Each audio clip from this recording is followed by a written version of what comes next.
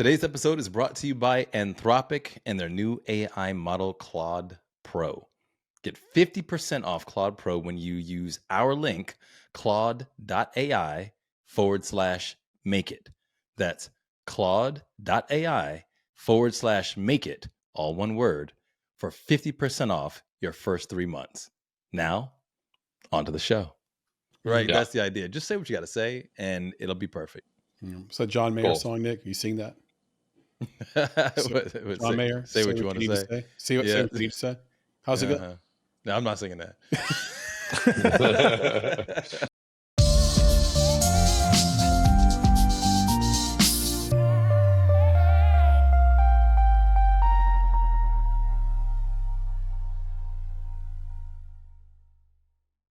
Hey everybody, Chris here, and before we get on to the show, I have a small request of you. Our mission here at Make It is to support creatives by exposing them to the largest audience possible. And you can help these creatives by helping us. So before we get on to the show, take a moment right now to subscribe to our channel. That one little act, that one little press the button goes a lot further and does a lot more than you can ever imagine. So thank you truly for being here and enjoy the show. Hello, and welcome to another episode of the Make It podcast. I'm your host, Chris Barkley. And I'm your host, Nicholas Buggs. And I just have to say again, Chris, the hello, it gets me every time, man. I love it. You know, There's just something so musical about it. It just perks up my spirits. So is that all it perks up? My spirits. Okay.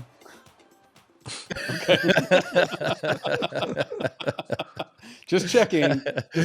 No, you don't have to check, brother. Look, if you were having a bad day, like anybody out there listening or watching, if you're having a bad day, you start this thing, that hello.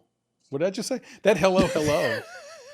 It'll brighten it up. No, Chris. No. The thing is, no, check it. Listen, if you're having a bad day, just say hello to somebody. Just do that. You know why? Because you can't do it without smiling. Exactly. There's some psychology, Papa Bear. You might need to hop in on this, but there's some psychology to the raising of your cheekbones and so the muscles that pull a smile. It's impossible to feel bad. It's like a dopamine release. Is that right, PB? It does help with that. Yeah. But sometimes you can make your day better by saying goodbye to somebody. Well done. Oh, I love it. That's perfect. Well done, sir. End the show here. What else do you need? That was perfect advice. Thank you, David. From PB. Thanks, Nick. Thanks, Papa Bear. We'll see you on the next one. No, we asked Papa Bear that because he spent his life in psychology and before hopping into radio and podcasting with us. So yeah, always good to know. By the way, speaking of David Parks is with us, producer extraordinaire, and one of the above the line folks behind the film, The Short Game. David, welcome to the Make It podcast. Thank you, Chris, Nick, Papa Bear. Really honored to be here. Appreciate you giving me the time. Anytime. This is going to be so much fun today. And because you have this feature and you've worked in a lot of different spaces, I think we're going to get into some interesting corners within the industry that are going to be great for the audience. We're going to have our normal segments as usual, guys. Story is King is up first. So, David, you ready to hop into some Story is King? All good. All ready. All right, let's do it. Let's start off with this one. What should we know you for? What should you know me for? It depends what you like in entertainment. I used to say I'm a jack of all trades, a master of some. I decided at some point a few years ago I can maybe say a master of many. Right now, you know me from my latest project, which is the feature film, The Short Game. But depending on how many years back you went, you know me from a lot of work in the sports world, in the live entertainment world. I had my run in reality TV, in news. I worked in news for a while. So very eclectic career. And so people will often, and I was before I was a producer and director, I was a cameraman. In fact, that was going to be my career as a director of photography. And I would run into people and they'd know me as a producer, and they'd say, there's this cameraman named David Parks too. Do you know him? And of course they'd be talking about me, and I'd be like, yeah, I hear he's really good. Like I hear he's a guy that you definitely want to hire. And then people who knew me as a cameraman, they'd say, wait, you produce that? Like, how does that happen? So, but right now it seems to be back to the movie world. Yep, love it. And what are you working on now? So right now we are in the distribution phase of the short game. It had a limited, purposeful, limited theatrical release. We're now working on our streaming platforms, all the variations of that. We're super happy with the movie and how it came out. It truly is an independent film. And as we are getting our way through this, I've actually already started my next project, which is a documentary. Something I've always loved, documentaries, but legitimately I've done one, and that was like 20 years ago for National Geographic. And I've partnered with a longtime friend of mine who is Ellen Gusenberg Kent, who's an Oscar Emmy winning documentarian. And we have a project coming out that's soccer oriented. It is about an event called the Homeless World Cup. Yeah. So that title already pulls me in. Yeah, I've seen some of the video on that. It's pretty amazing that the idea of it even exists, let alone that the actual thing exists, right? Like it's awesome, and it's near and dear to my heart, of course, as you know, Chris, because of soccer. Yeah. But it's also near and dear to my heart because if you go overseas, like in America, as you know, Chris, because you've got kids growing up in soccer, here soccer is super expensive to get into. It's super expensive to play. Overseas, you got a lot of people who actually aren't from the poorest neighborhoods who go on to be some of the best soccer players in the world. So giving people an opportunity to play regardless of what their situation, their financial situation is, it's a beautiful thing. And of course it matches with the fact that soccer is the beautiful game. Yeah. All I gotta say. It's for everybody. I witnessed that myself in Guatemala and Honduras, where you didn't need any gear. You said 2 nets in a field and kids playing barefoot, and they were awesome. They were better than the club kids that I see here that are paying, tens of thousands of dollars a year to play soccer. So yeah, I can definitely get down with it and believe it to be true.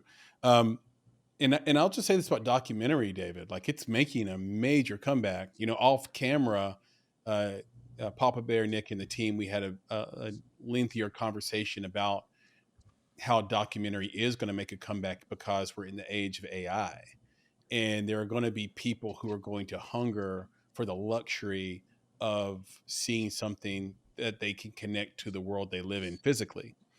And like, we're already seeing concert prices are now luxury priced. Going to a Broadway play is going to get more expensive. Anything that's real is going to become more expensive. And I don't know, are you in the PGA Slack group, like the Slack they provide in the PGA? I have not joined that, but I will look into it for sure. It's awesome. And there are so many people in there doing documentary right now. Like, they definitely see the trend. They're definitely going in that place, and they know that they can go and get fiscal sponsorship and raise the money to do it in a different, I'm not going to say easier way, David, but they can do it in a way that you can plan for in a spreadsheet, which is much different than raising funds for a feature film, where you're going to high net worth individuals usually, or you're going to financiers or banks.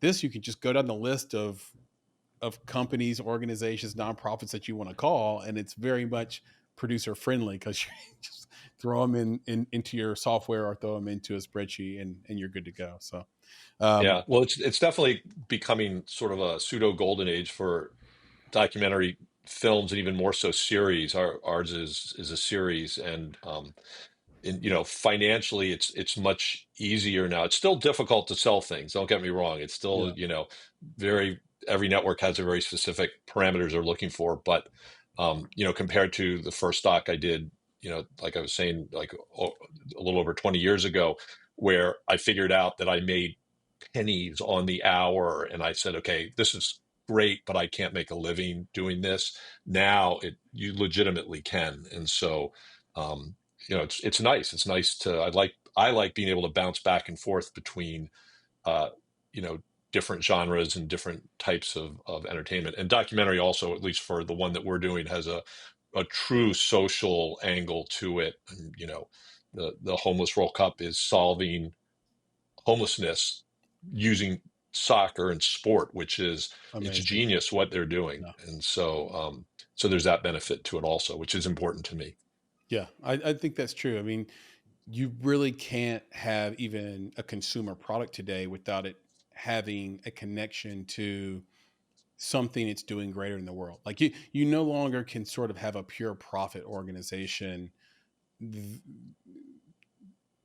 that's a new company. It feels like you have to do something. You got to be a B Corp. So you're saying Tom's changed the game for everybody? Yeah, you gotta give a pair of shoes away. You gotta, and I think that's good.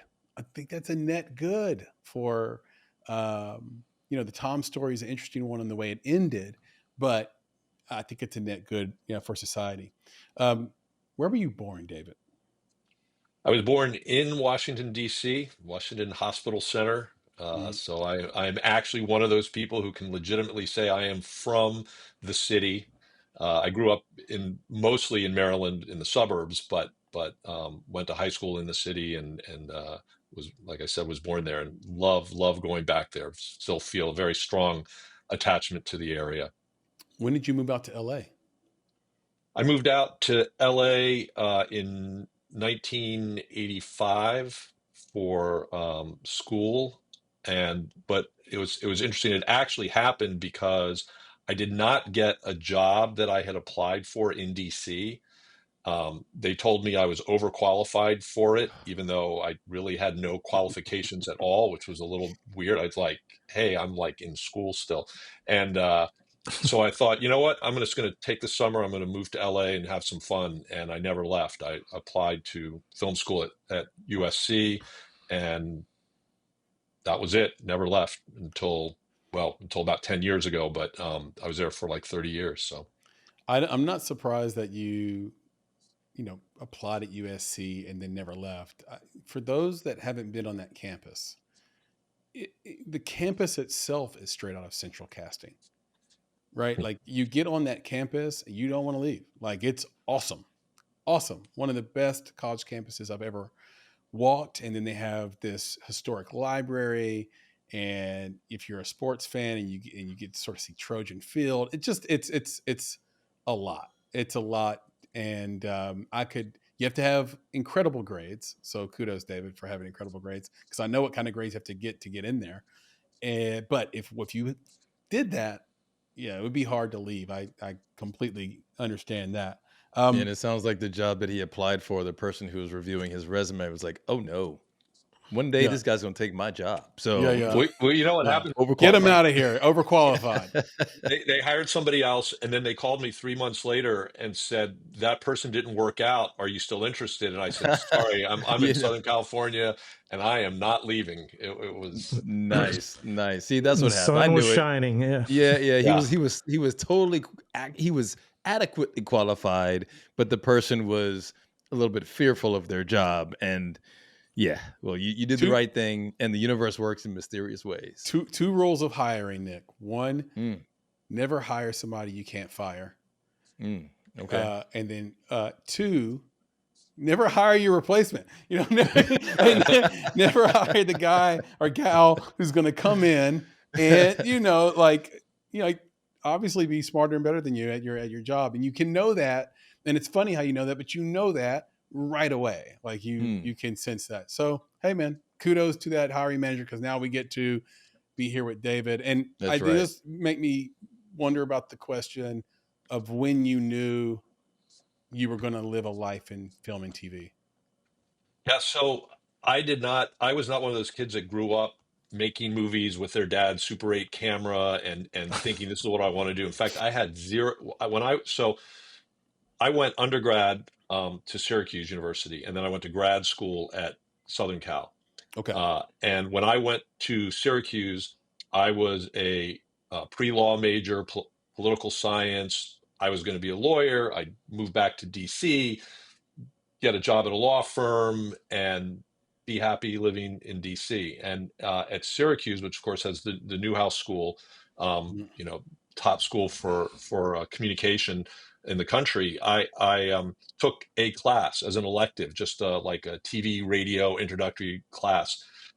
And this sort of light bulb went off, and I went, wait, I can like get paid to work in television.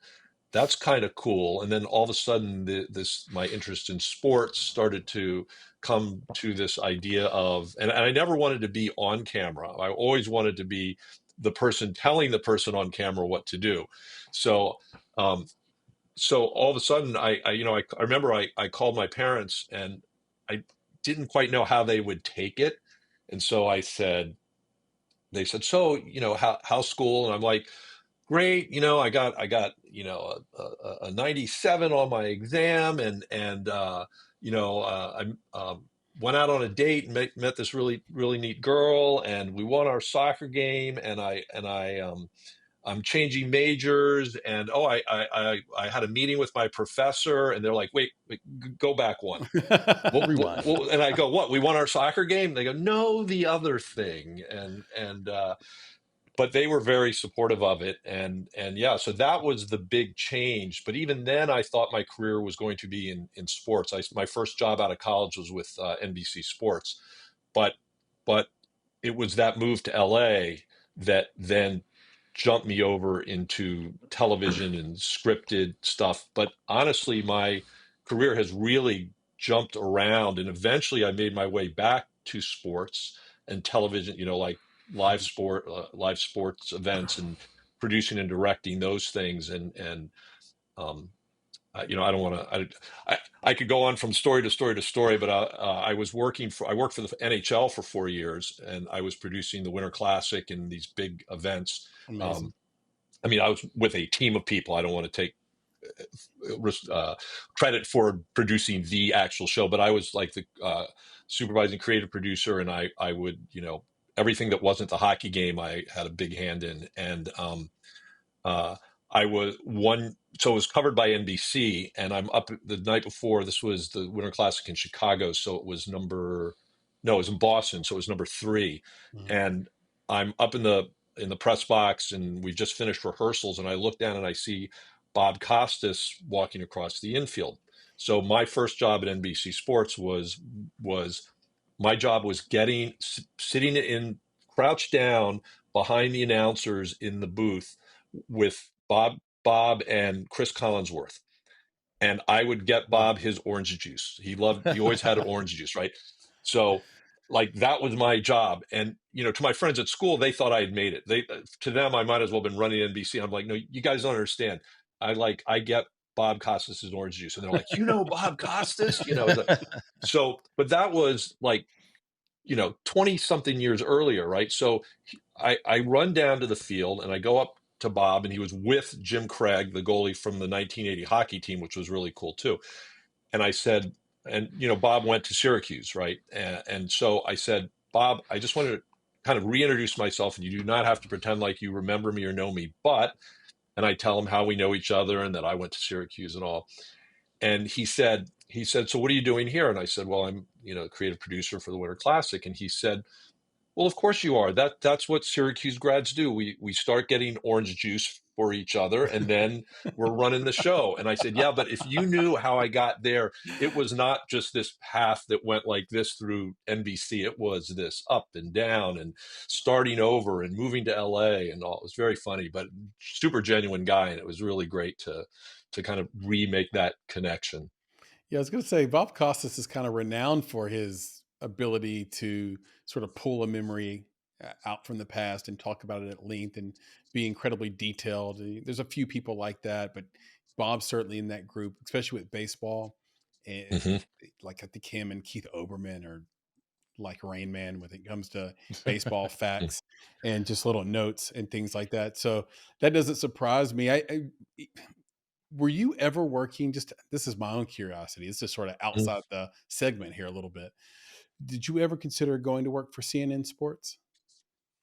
I did. In fact, so I'm dating myself multiple times in this, but it is what it is. That's right. So when I was getting ready to get out of Syracuse, the typical way that you started your career if you wanted to work in television was you would go to the 198th market and try and get a job, and you'd start there and at a TV station, hopefully a network affiliate, and you'd put in a couple of years, and then you would jump to the 100th market, and then you put in a couple more years, and you just kind of work your way up. That was the main way of doing things. There were two networks that were brand new, and they were hiring anybody, and they paid like slave wages. They were one was in Atlanta, Yeah, one was in Bristol, Connecticut. Like I where know the the heck two. is Bristol, Connecticut? That's what was the answer, right? And so obviously it's ESPN, right? So Yep. at the time, and CNN in Atlanta, and at the time ESPN was struggling so badly that even though they were a 24-hour sports network, at night from like midnight to 4 a.m. or whatever, they were showing farm reports. Like they had to sell off parts of their time, Yeah. airtime. And I remember my friends and I going, this is pretty cool, a 24-hour sports network, but it doesn't seem like it's going to last. And do we want to go and move there and work there and then not have a job in a couple years?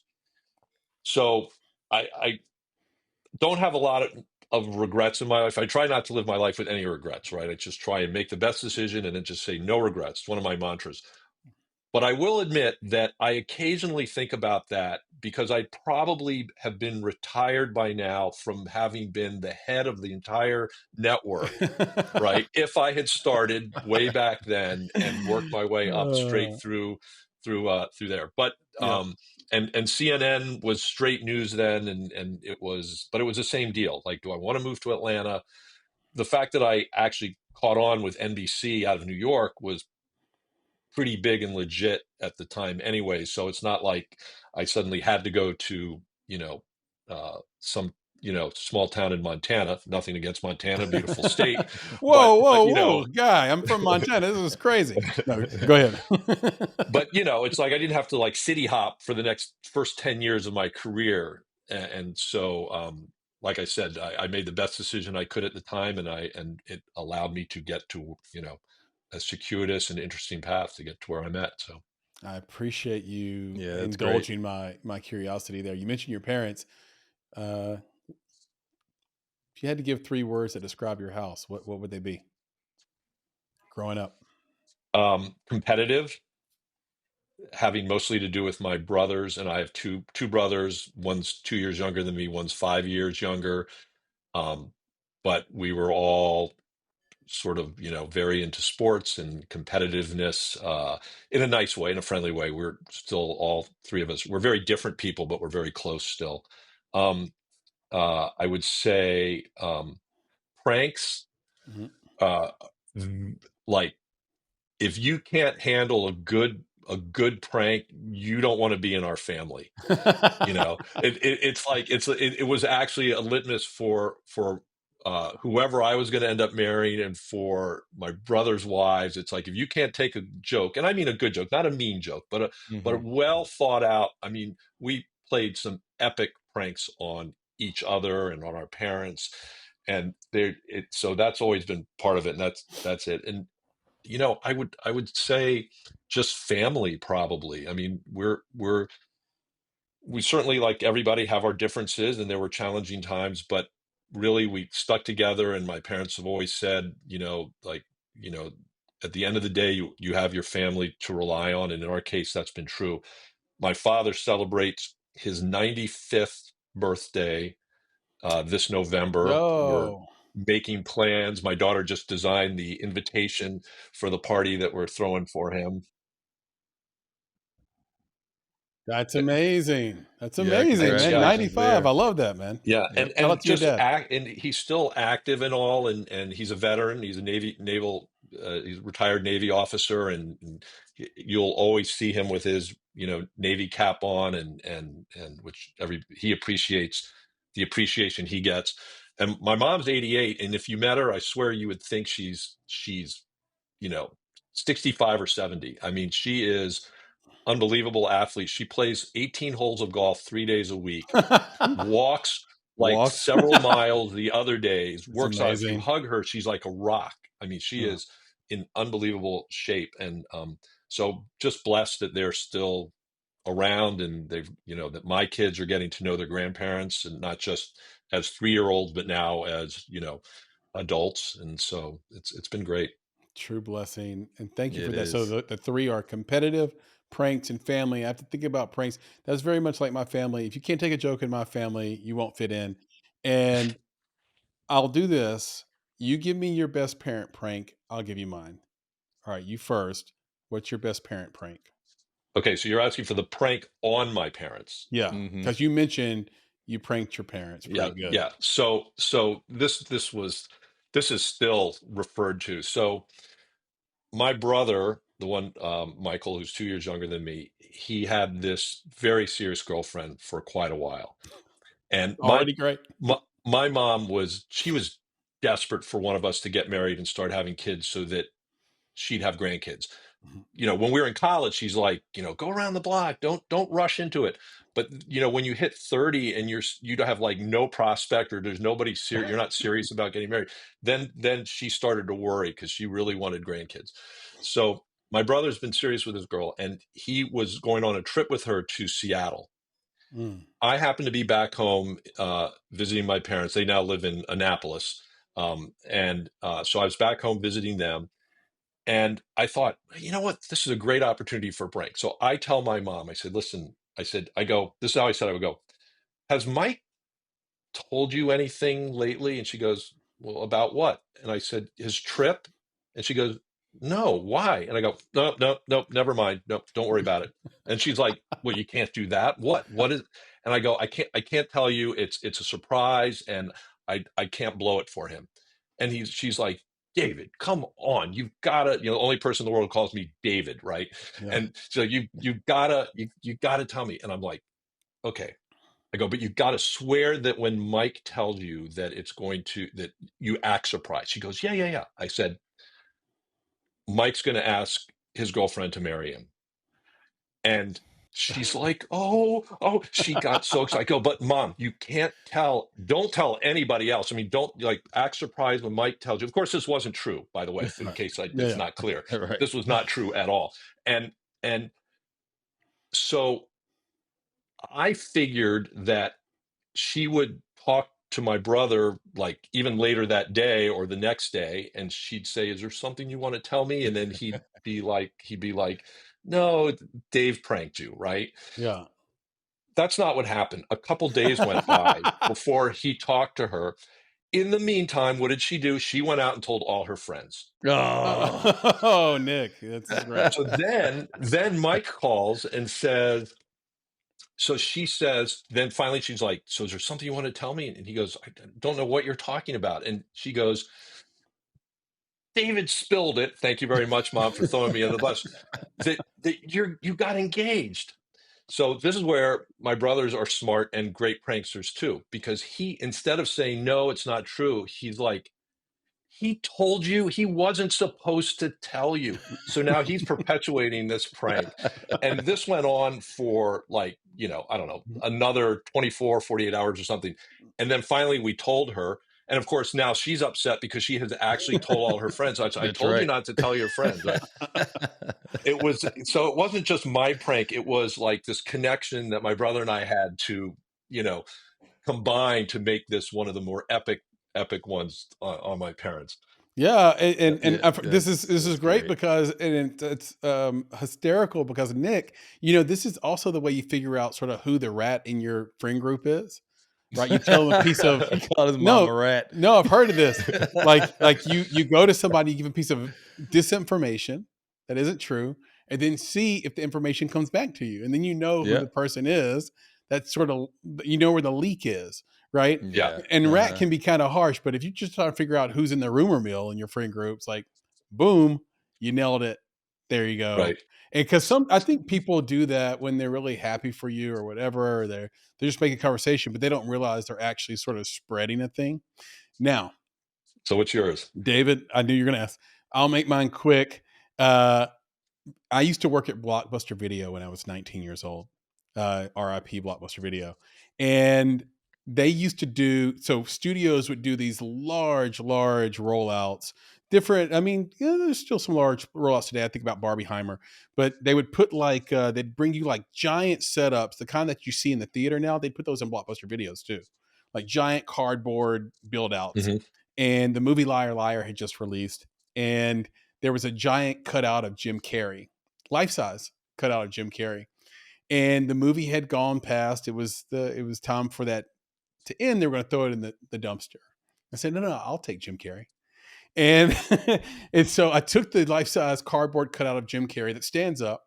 And at the time, we were living in an apartment, and my mother could go into the shared bathroom through one door, and I could go in through the hallway through another door.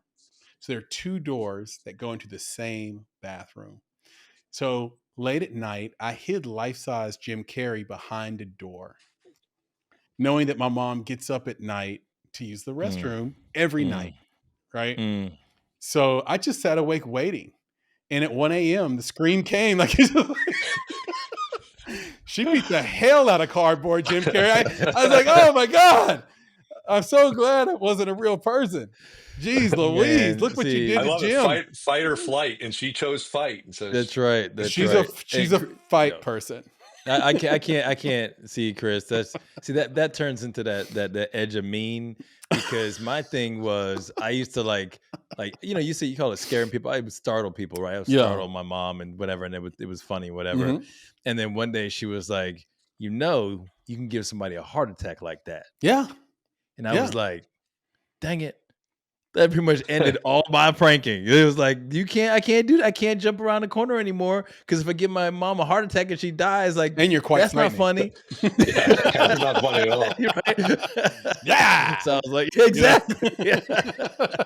I'll tell you, Chris, because this kind of combines a bunch of the things. This one's a fast story. My brother, I ran a marathon. Oh, good. And my brother said, "Hey, what was your time?" And I told him what the time was. He goes, "I'm gonna run a marathon. I'm gonna beat your time." And so we did. Competitive, which then forced me to run another marathon, which I did, and I beat his time. And then he ran another marathon, and I thought, okay, I'm gonna do one more, right? And I did not beat his time, but I told him I beat his time to force him to run another marathon, which he did. He did not beat the time I told him I had run. And so for the next, however many, many years, it was Dave had beaten Andrew in a marathon. But I came clean at his wedding, giving the best man speech. Hey. Oh, that's dope. I like that. Yeah, and it's not easy to pull a prank over on either one of my brothers, because they're adept at it too. But I thought that was a great one, that I forced my brother to run 26 miles he did not have to run. That is one of the best things I think I've ever heard. That is actually great. It is. And to your point, Nick, I was warned. There are certain jokes I just cannot pull on my mom, or she will die. And so I pulled off those. Let's end this segment the way we always end it, David. What is a piece of advice you live by? Well, I mentioned before, my sort of mantra, and I guess it came to me at some point as advice, which is don't live with regrets. No decision is a decision, so you do have to make a constant effort to figure out what's the best thing to do. But and I think that's served me well, and I think that works in conjunction with just every once in a while you have to take a leap of faith is the other thing. And that actually came to me from a professor of mine who I stayed in touch with for years later. He if I was deciding on a kind of a big career decision, I would call him, and he'd say, well, do you want people to think of you as this, or are you ready for people to think of you like this, or for your career to move to this next spot. And so I have to say that every time I have taken that big leap of faith with a career, mostly with a career move, but even in other areas, it has paid off. There might have been a temporary setback, less money, less work, whatever, but ultimately it propelled me forward. And so I sort of try and pass that on when I speak to students and to those that call and say, hey, I need some advice. So I think that way you look back. If you look back and say, I'm happy with my decisions, you've probably lived a pretty fulfilling life. Yeah, I love that. Yeah, and Chris, And when Nick, I this hear whole that, I show's a can't leap of help. faith. Yeah, and I can't help but think about We're the Millers anytime somebody says no Oh, regrets, bro. I'm just like, and underrated. Cake can throw that in there. It is, Yeah. but the no regrets thing, the RAGRETS with it's so great. But honestly, I can't hear that now without seeing that. It's got It's you. burned in my brain. It like you have like what's it called, a pseudonym, not a pseudonym, but a mnemonic. You have a mnemonic connection to it now. Where like Yeah, is it it's like the there. No memorization trick, right? regrets. That's where you like, if you want to think of no regrets, if you want to make sure you never forget the title of where the Millers, then you think about the phrase no regrets, and then that's the mnemonic. Anyway, Nick, audience polls, sir. Yeah, man. Audience We'll make some polls. audience polls happen. It was great. Story is king is always wonderful because we get to learn even more about our guests, and that was great, Chris. I appreciate that. And David, yeah, Yeah, it's David, like you're those awesome on that. stories really led us into the character of Dave Park. So That's that right. was great. But for the audience polls, it's really simple, but it's one that is kind of a throwback as well, and it really gets into why we do what we do here. And so Mhm. that's a lot of lead up, right? A lot of lead in. So let me just ask the question, right? So the poll that we put out there was, if you can only have one, which would you choose? Pay for Hollywood movies or get free indie films for life?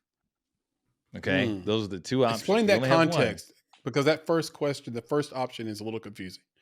So Yeah, well, it's explain just it. pay for Hollywood movies, right? So you got two options. You have to pay for something, you get something for Oh, you free. don't get paid. You're either No, paying to you got to watch. pay for it. You're either You paying to got to watch studio pay movies, or you exactly, get or free indie movies for life. But, for life. but is it either or? Yeah, you can only pick Like one. you could only pick one. What did Um, you what did the So, audience say, Nick? so here's what the audience said. Okay, Okay. so at 76%, I'd rather pay for Hollywood movies, Wow, and that's of course, really fascinating. yeah, and what's left over is your 24%. I'm going indie. Now here's why this is important. There's a Mm. couple different reasons, and I want to get into it, but one of those is that honestly, the lament about Hollywood these days Yeah. is palpable, Yeah. right? We always talk about like they're just rebooting things. They're not inventing anything new, right? It's the Mm. same old thing. You got Mm. these tentpole pictures, you got cinematic universes that people are tired of. Yeah. Like there's like a constant flow of criticism. And then at the same time, those movies are still making money. They Right. may not be making the money that they wanted to make or anticipated making, but they're still making a bunch of money. Yeah. So we asked, like, hey, what do you think? And then people are still saying, oh yeah, no, 76%, I'd rather pay for that. They rather pay for that. So here, as indie creatives, indie filmmakers, I always want to put that out to us, right? Out to people like you, David, Right. and just put that poll out there and just get your thoughts. What do you think about that? Yeah. wow, I'm very that's a good curious. question, and it's tough because some of the best movies we're seeing these days are indie films. So does that mean that suddenly, if you choose one, that means you would be excluding movies like, Coda and Honora and indie films that have made their way to the mainstream. And as a producer of, thus far indie films, the inclination would be to say that. At the same time, look, I'm a Star Wars fan. I like the franchise movies. Are they all perfect? No. but have I seen every Marvel movie multiple times? Yes. So the idea of not having that sort of escapism in my life on that scale would be tough to say no to.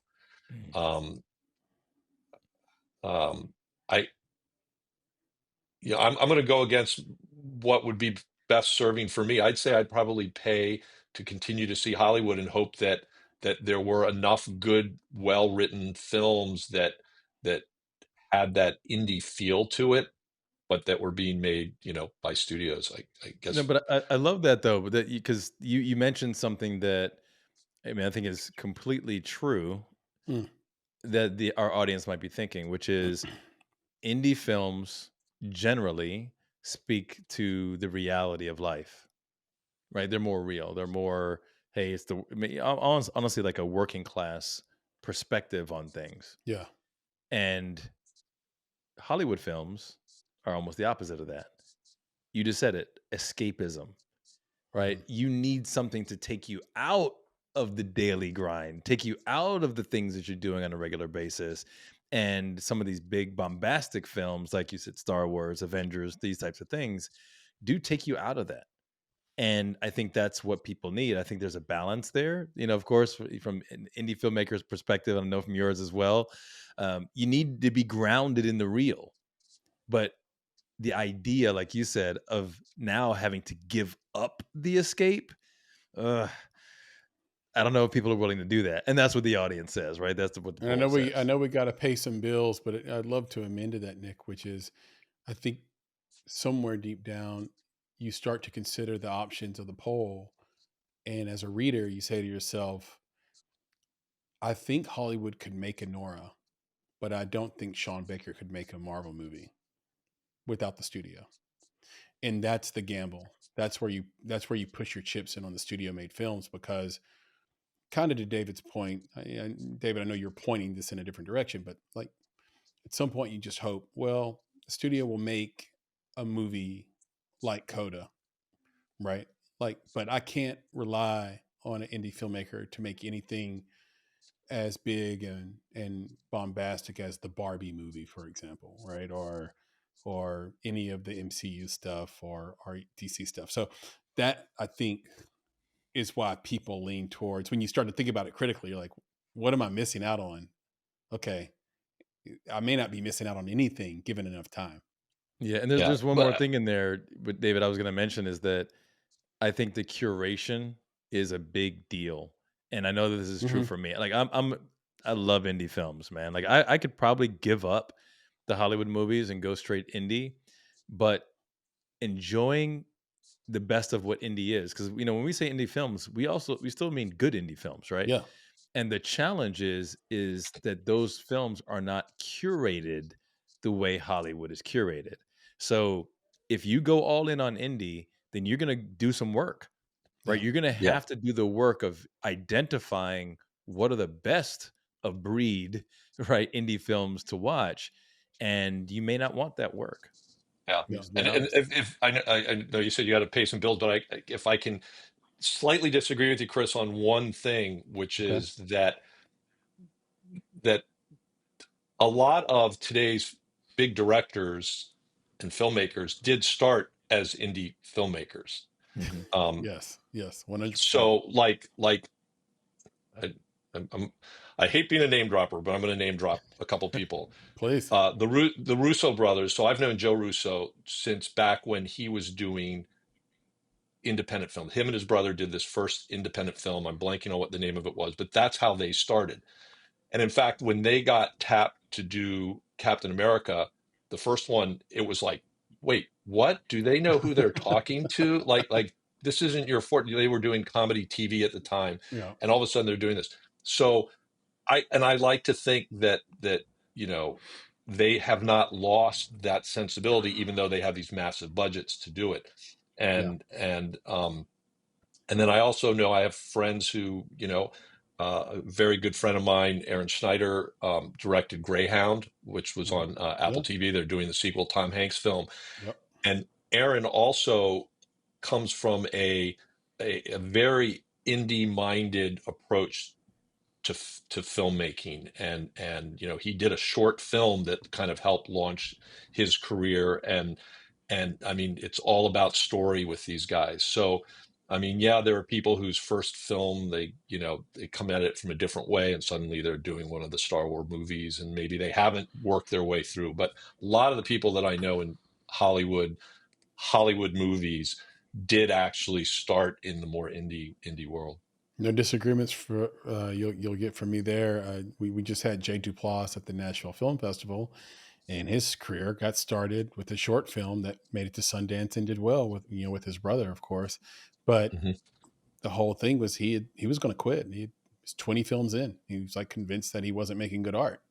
And yeah, sometimes it's just a short film at the right festival that happens to be a market, and boom, your career takes off. Safdie brothers are another example of contemporary that kind of started indie and are going that direction. So no pushback for me on that one, brother. I totally agree.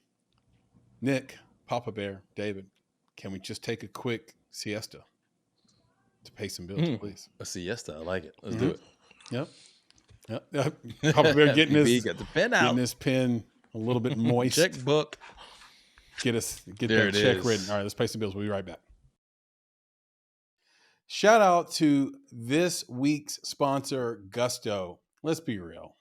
No one starts a business for the joy of calculating tax withholdings. I know I didn't, Nick. I don't think you did either. There's nothing No, sir. sexy about that. If we're keeping it real, Keeping that's it where rap. Gusto comes in to take the stress out of payroll, benefits, and HR so you can focus on why you started your business in the first place. Gusto is online payroll and benefits software built for small businesses. It's all in one, remote friendly, and incredibly easy to use. So why not use it, right? You can pay, hire, onboard, support your team from anywhere. It's quick and simple to switch to Gusto, by the way. Quick and simple. Check this out. Just transfer your existing data to get up and running fast. Plus, don't pay a cent, not one penny, until you run your first payroll. Save time with automated tools built right in, offer letters, onboarding materials, direct deposit, and more. All the stuff we don't want to do. Gusto does it for you.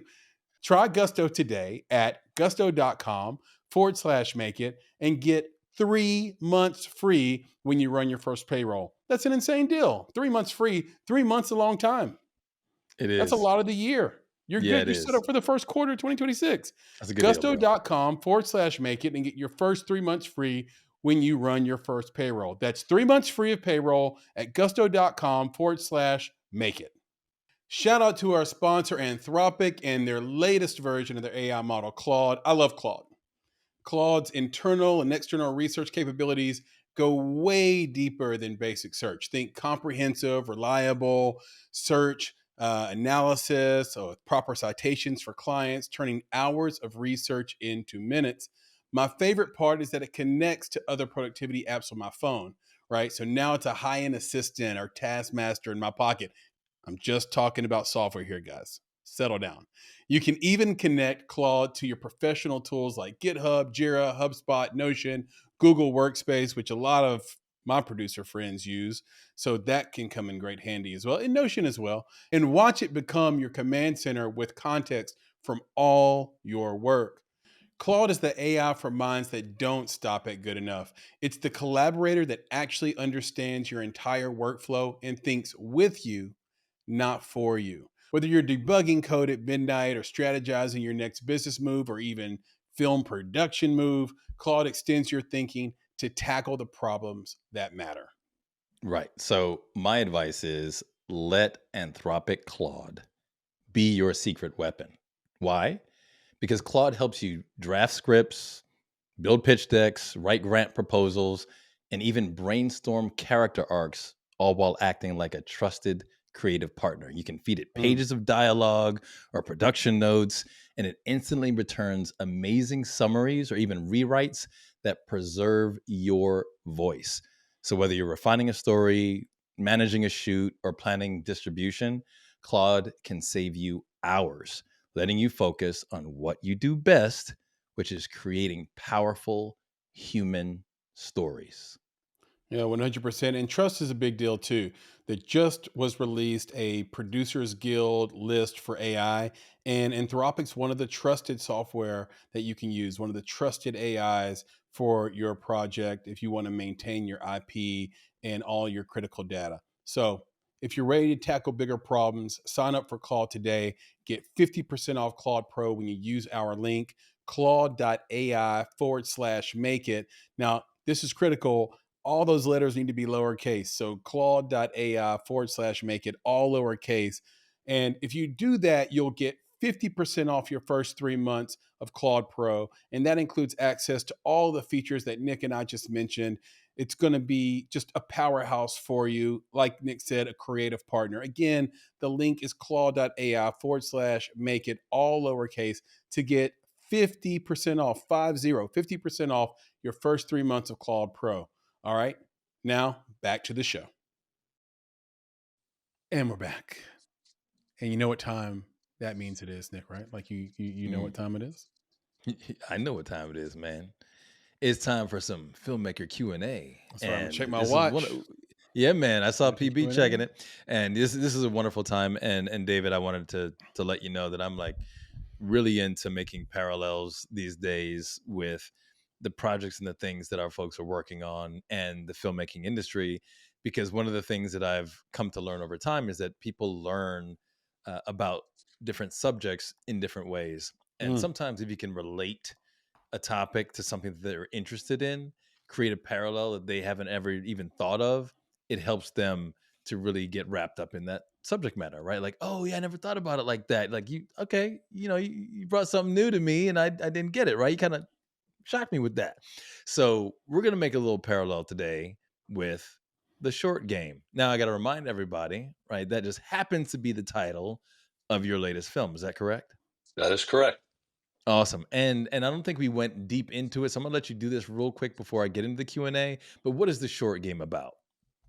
So the short game is a feature film drama. It's about a talented high school golfer who is trying to win his state tournament and the college scholarship that goes to the winner.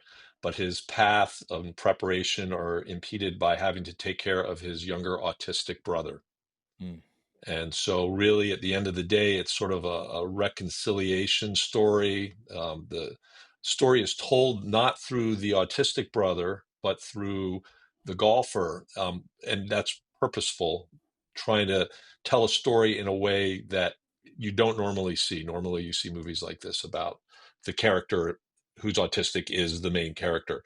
He's certainly prominent in it, but so this it's told related through the game of golf, but and you could certainly call it a golf movie, but that's not really what it's about. It's really the heart about these brothers and about family, and that sometimes the answers to the challenges in life are right in front of you if you're willing to open your eyes and see that. And we expand on the gifts that the neurodiverse bring to our world. The project was brought to me by a friend of mine, Frank Sanza, who had written the initial script with a couple friends of his, and he wanted to make it he wanted to direct the film. And he brought me the script, and I read it, and I said, I think you've got something here. And we spent the next almost 2 years reworking the script. The script itself was not in producible state. And so we rewrote it, and I brought in my wife, who's a screenwriter, and herself, who had directed a feature film before. So we thought we got it to a pretty good spot, and she's like, "Oh no, guys, this needs more work." And so we're smart enough to listen to her. And but at that point, it was just get this one step in front of the other to get this made. But the social aspect to it, the idea of promoting the gifts of the neurodiverse was important to us. Frank's son has an autistic son, and he is an exceptional golfer. He always has been. So he took these two aspects of his life and brought them together in a fictional story. It's not autobiographical. He likes to point that out. And the last thing I'll say about it is we cast a truly autistic actor to play the younger brother. which itself had its own rewards. We felt you can't make a movie showing how great autistic kids are and then not cast an actual autistic kid to play the part. That would be hypocritical. So we did, and he's great and really makes the film authentic. That's great, man. And, I appreciate you for making this film and for working with Frank over years, right, to Yes, make this thing years. happen, which is amazing. And, the folks who are watching will see that I've got my golf gear on here today. And I tell everybody, it's like, yeah, I'm not a golfer. I just play one on TV. So my son is getting into golf. And this year, as a freshman in high school, he made the golf team, which we were all very excited about. And he's bringing his dad along. As I've mentioned before, I'm a soccer player. I don't know anything about golf, but for the past few years, I've been getting into it and learning about it. And it is definitely something that it teaches you about yourself. And it's also a great opportunity for me to spend time with my son. So I was like, Yeah. well, here's David with this movie about golf. Right. And again, it's not just about golf, but it uses golf as a backdrop for a bigger social conversation. So I thought, hey, let's do that here on the Make It podcast. Let's use golf for a greater social conversation about filmmaking. You ready? I'm Ready to ready. do this? All right, let's do it. All right. So we're going to talk about the short game. And one of the first things that you have in the short game is you have a thing called chipping. Now, a chip shot requires control, touch, and judgment about terrain and distance, just as a rough cut demands discernment about pacing, tone, and rhythm. It's about getting close to the creative vision without overshooting or over polishing too early. So, my question is, when reviewing a rough cut, how do you balance your emotional intuition with analytical objectivity in deciding what stays or what goes? Chris and I always talk about this idea of Kill your how do you darlings. know when or when not to kill your darlings? Yeah. That is an interesting connection there that I had not thought of, but I think you're right. And I use that phrase a lot, killing your darlings, killing puppies, whatever you want to say to it's hard. It is almost impossible to do. Actually, for me, I do Perfect for do it. Halloween, by the way. Thank you for that. Yeah, Yep. yeah. I'm going to get all this hate mail now. You want to kill dogs? It's like I've got dogs. I love dogs. The Actually, I rely on the analytical side of it to do it. I have these questions that I look at every scene uh, and ask myself, and this isn't unique to me. This is one of the tenets of filmmaking: is does this scene progress the story? Mhm. Does this scene or the action within it propel the antagonist's journey towards his goal? Because if it doesn't need to be in the film. And I think that's a problem that a lot of films that are either anywhere from not good to okay suffer from, is that you fall in love with a scene or a shot and it's really doing nothing for the story, and the audience is pretty savvy. Even if they can't articulate it necessarily the way Yeah. that filmmakers could, they sense it, and it starts to drag or it gets boring because it's not doing something. If so minimally, you want every scene to propel your story forward. If you can have a scene do two things at one time, propel the a story and show a character discovering something about themselves, you've achieved two things in one scene. And if you can layer it and have more than that, then you are doing it right. You are making a film that's going to work. So we tried really hard in the script process, in the writing process, to make sure that every scene did that, so that when we got to editing, we didn't have to then evaluate, because it's kind of too late then, right? Once it's shot, it's shot. So we tried to do that work ahead of time, and that way our editor could follow, for the most part, the script. And I don't think there's any scenes that we shot that were completely cut out of the film. We trim scenes, we move things around, like where does it happen? But there wasn't a lot of wasted, oh man, we spent 2 days doing those two scenes and they're not even in the movie. We didn't have that. I love it, and I like Chris. That's great because that idea of that objective analytical thinking, but doing that early, Yeah. right? Yeah. Where he's like, no, let's do that now, so that if we know that we've baked in the layers, then we know we've got something that's worthwhile. Yeah. Yeah.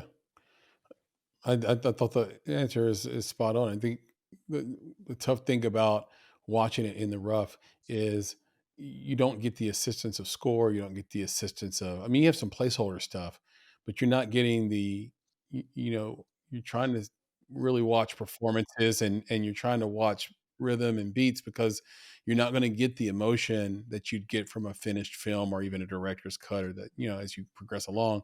And so it's a harder job than people realize, I think, to actually cut a good film before it's close to being done. So yeah, kudos. Yeah.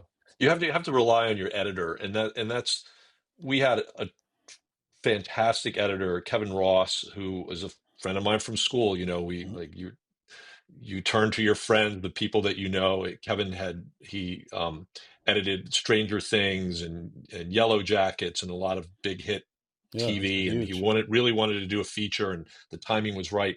And we're smart enough to let him, like, here's a script, here are dailies, do your thing. We tried not to start saying, okay, so when we shot this happened and you should fix it that way. We let him do his thing. And that's something else that helps, because then there's somebody who's much more objective than you are, right? Mhm. Because you fall in love with lines, you fall in love with scenes.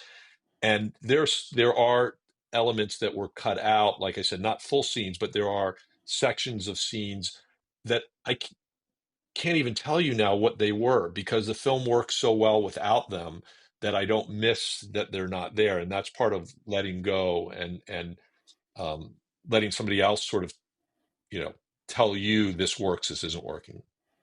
Yeah, and if I could just hop on my soapbox for a second, Nick and David, I just want to say how true it is about trusting your editor.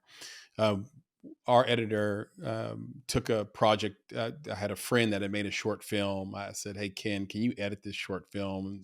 They're going to have a student editor do it, and they spent all this money to get locations in New York. Like they needed it to be good, really good, and pro. And he said, "Okay, I'll do it."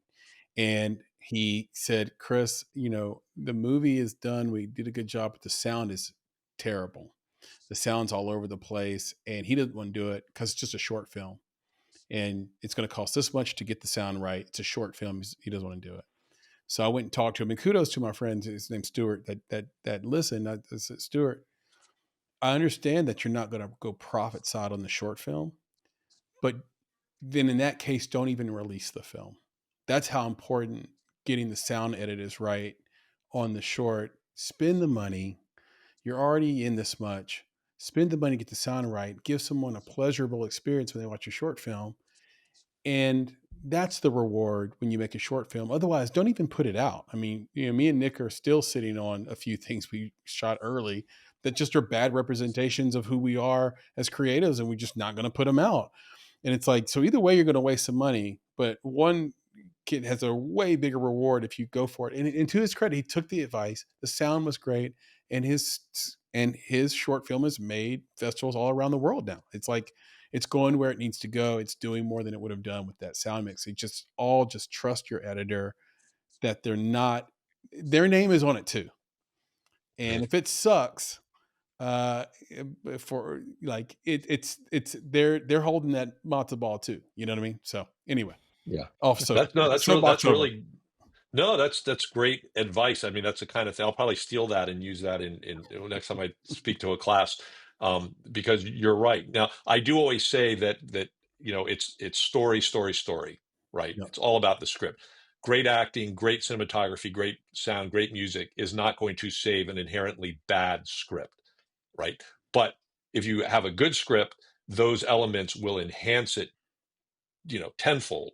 Mhm. We actually had done our initial color correction. We're working on an indie budget, right? So we have limited funds, which means only can spend so much time color correcting. but we just weren't happy with where it was at.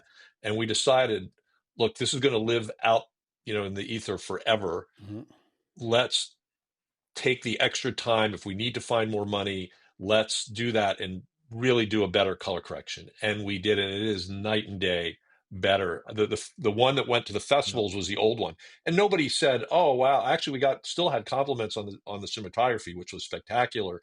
But the finished version that was in the theaters and that everybody will see streaming, it's perfect. It's that perfect look. Yep. Well done. Well done. All right, let's move us on to the next part of our short game, which is bunker play. Oh, you know all about bunker play, Nick. Oh man, hey, I might live there half the time. You know what I'm live saying? in the bunker? Hey. He loves digging in those bunkers. Part of the game. So escaping a bunker tests the player's ability to stay calm, improvise, and make the best of a tough situation. Likewise, producers often face creative and technical setbacks like missing footage, continuity errors, unplanned reshoots. With that said, the greatest challenges also make for some of the greatest comebacks. So my question is, can you share a time when a major post-production setback ultimately led to a better final product? Sure. So, I mean, thankfully, we didn't have lost footage or anything like that. Um, but what did happen was we assembled the film. It was the first full assembly that we kind of watched and said, would inform us of whether this movie was working or not. We showed it to a couple people, and a couple of this is where you just get so close to it that you don't even think about this. One person said, I finally figured out, but you never say anywhere in the first part of the movie that Ethan, the young brother, is autistic. Mm-hmm. And we're like, well, what do you mean? Of course he's autistic. And they're like, but does the audience who comes into this with nothing really know that? Because you could argue that he's just a cute kid with a speech impediment. Yeah. And we're like, wow. And then another person said, I get Jeremy's journey, but he is so angry at life at the beginning that he's not sympathetic. And these are things, I mean, again, we worked on this script, like Frank and his two friends, Larry Boatwright and Jordan Christensen, they had worked on it for a couple of years to get it to before I even saw it. And then Frank and my wife, Flory Lawrence and myself, we worked on it. And how could we have missed that, right? Here I am going on and on about script. So we actually went out and shot a new scene. We wrote a new scene that would drop in the sort of the first quarter of the movie that gave Jeremy the chance to be sympathetic and more loving and understanding of his brother.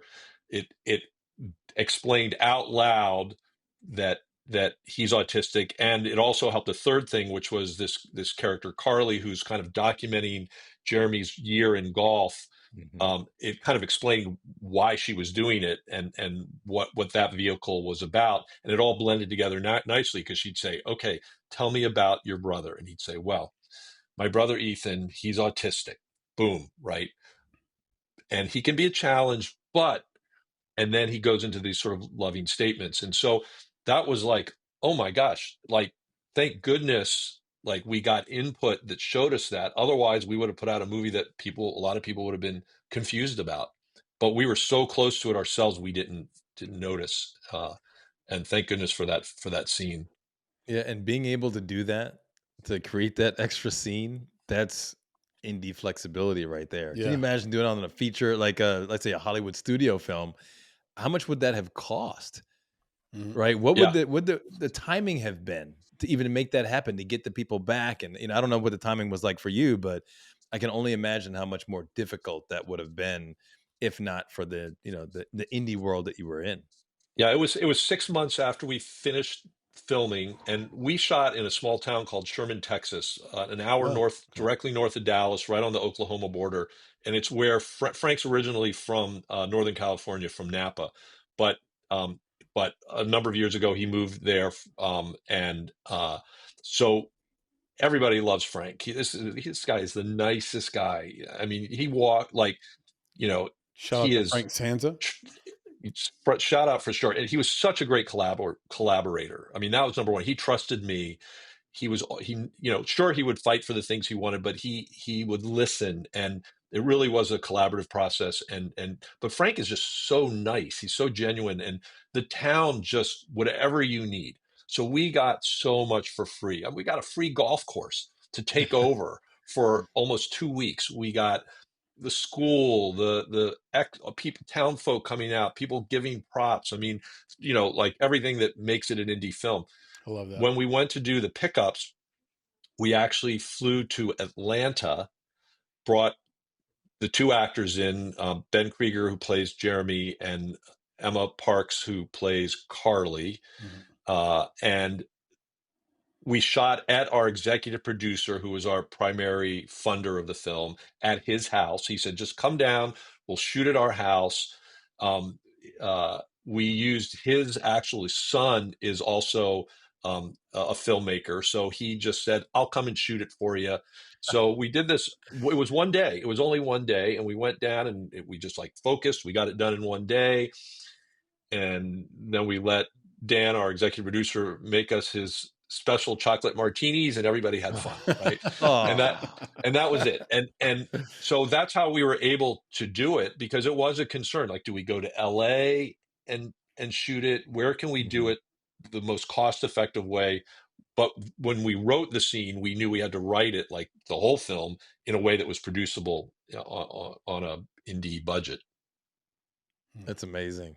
And just real quick there, Nick, the thing that he did there was he recognized he needed to do those pickups and reshoots, right? Like, how many times have we heard of indie filmmakers that just will say it's good enough? No, we're good. We can't do it. Like, we're not good. Like, it goes back to what I said before. Then just don't even put the movie out. Like, don't even put it out. Like, if you're going to miss, think about our films, the John Shuck scene in All Light Will End, right? The pickup of the dad scene in Adult Interference, hearing that from feedback. Another version of You, where we needed to know why Diggsy was willing to leave his family for this woman without having met her. Like, we didn't get any backstory on them. And so they went back and shot team went back and shot a backstory where you get a sense of why he's in love with her so much. Right. We had another instance that we got from feedback that without knowing it, because we're too deep into it, right, David? Without knowing it, his sister, the audience thought they should get together. The protagonist and his sister should get together. Like, no, that's his sister. Well, you don't really make that very clear in the movie. Right. So we have to make it really clear, and they end up in hugs and intimate seeming moments that, without the context of the sister, seem like intimate moments when they're just loving family, moments in the way the thing was written. So, like, I've had a lot of friends who I would go as far as to say, if you can get a diverse test audience for a screening, that's really great too. Obviously you want your circle of trust, but I think it'd been interesting to say, hey, let's show this to an autistic person. Right. And luckily you had Owen there, him, far shout out to him. Like, he could watch it, but like, show it to an autistic person and say, does this track? Right. Mm-hmm. My friend Casey did a movie named Soul. It would have been great if he'd have shown it to a black person. So a black person could say, it's a whole other thing. Could say, you know what, this movie I don't like the way you're doing this, but he's so in it, he didn't see that. Right. So I do think you get inside of it too much, and you need that objective voice that you trust, or someone who doesn't have anything to lose by telling you the truth. You do. And if not your mom. Yeah. And if you're, I don't want to say if you're smart, if you're experienced, you have to leave a little bit of money to do that. Right. Like there are, and I get it. Like, sometimes it's all you can do to just get it in the can, and then worry about editing and worry about post-production and worry about finishing and all that stuff later. Sometimes that's what it takes. And that's legit too. But, my approach is, I want to make sure that I have all the money whether it's $100 or $1 million or $10 million, you want to have all the money to do everything you need to do along the way. You don't want to get to a spot and say, oh, we really need to reach a pickup scene, but we can't do it. The other thing we did was where we did, I mean, we had a tight schedule, obviously. I actually pride us on and our AD on we rarely went into overtime. Like, I really believe in taking care of the crew, which is born out of my coming up through below the line, as a camera assistant and a camera operator and so forth. I take care of my crews. And if it's going to be a hard, long day, I'll tell them, like, I think today is going to be, but you're still always pressed for time. And one of the things we gave up on was we didn't finish a lot of the golf itself. So what would happen is in editing, after we finished shooting, the editor would say, listen, I really need a shot of a golf ball landing right to left and stopping 3 feet from the hole.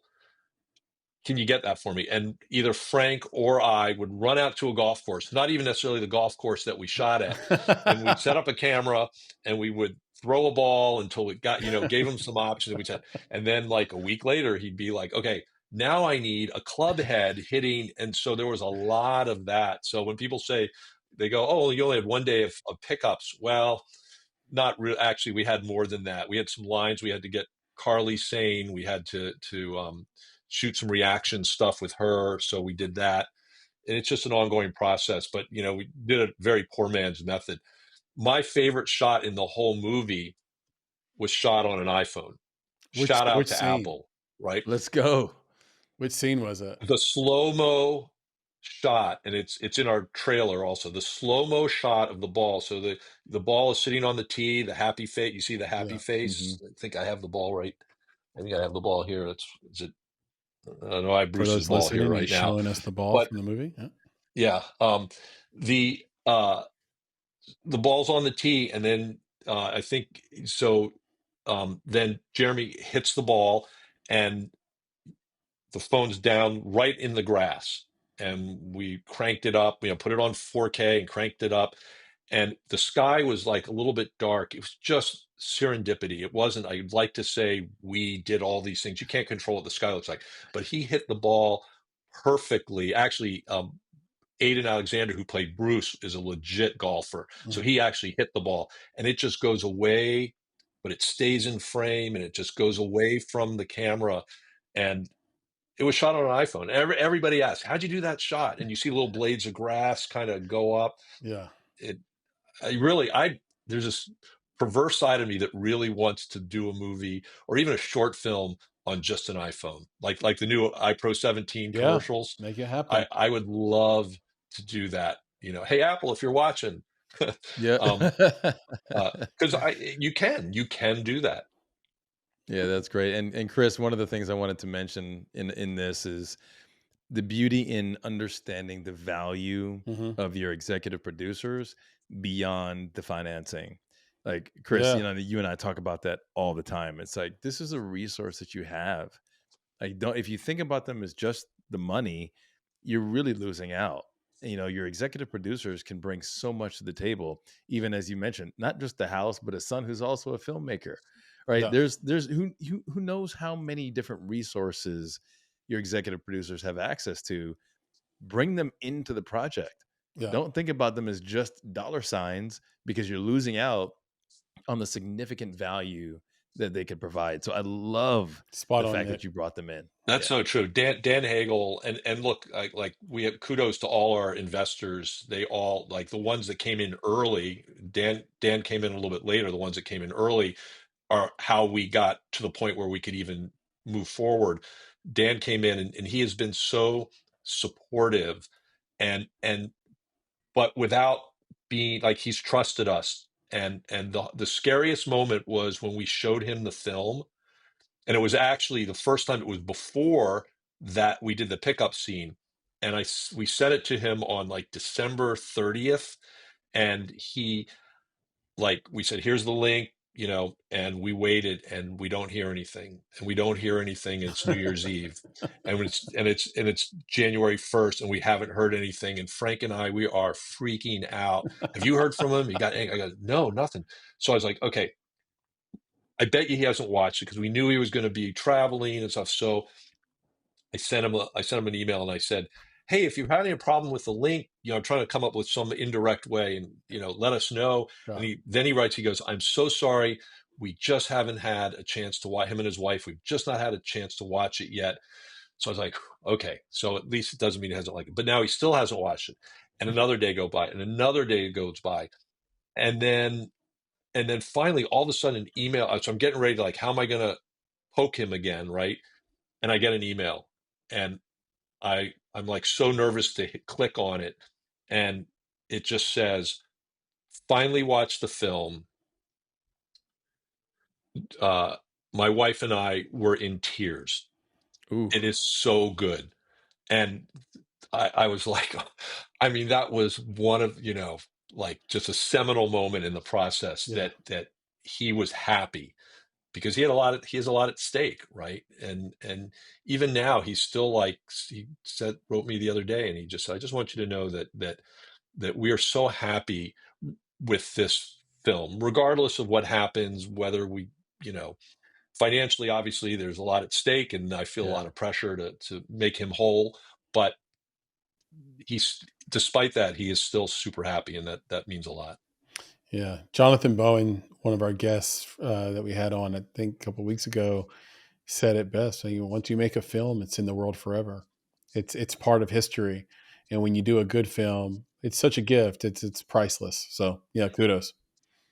Yeah, that's great, Thanks. dude. All right. Yeah. Thanks. So now we got to move on from what do we just do? Our bunker play. Bunker play, yes. Yeah, into our where I like to live.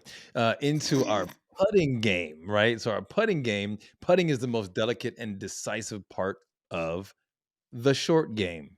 Every motion counts and focus is everything. Now, the final cut is where precision meets vision. It's where we lock in timing, emotion, and clarity for our audience. So the question is, after going through this whole process of filmmaking, what mindset do you adopt in the final days before picture lock to ensure that your decisions are made with clarity rather than fatigue? Ooh. Yeah, that's tough. I'd like to say that you're confident by that point, but you just don't know. Try and get some sleep. I guess it's really try and step away from it for a little bit, and then try and watch it that one last time with not looking at it with a critical eye for little moments because you'll always see mistakes. You see things that you wish you could change, or that you would have done differently. But it's more, what's the experience? Just watch it. Like, what's the experience of watching this movie going to be? And I will say honestly that I've seen the movie hundreds, if not 1,000 times, right? And I never get tired of watching it. I'm still moved by certain aspects of it. I am still, you know, cheering or surprised. And there's a twist in the middle that we work really hard not to give away, but with one of the characters, and I still feel that so strongly when I see it, for the 1,000th time as I did the first time, and I know that it's working. So I don't know if I'm answering your question specifically, but it's just try and step back and look at it and say, is this working? Like, let go of the little things, and then you know uh, just try and take it in, and I think that's the best you can do. There's things that you can't. Don't worry about the things. There's a line in the movie. I'll put it this way: there's a line in the movie. There are things in your control, and there are things that are not in your control.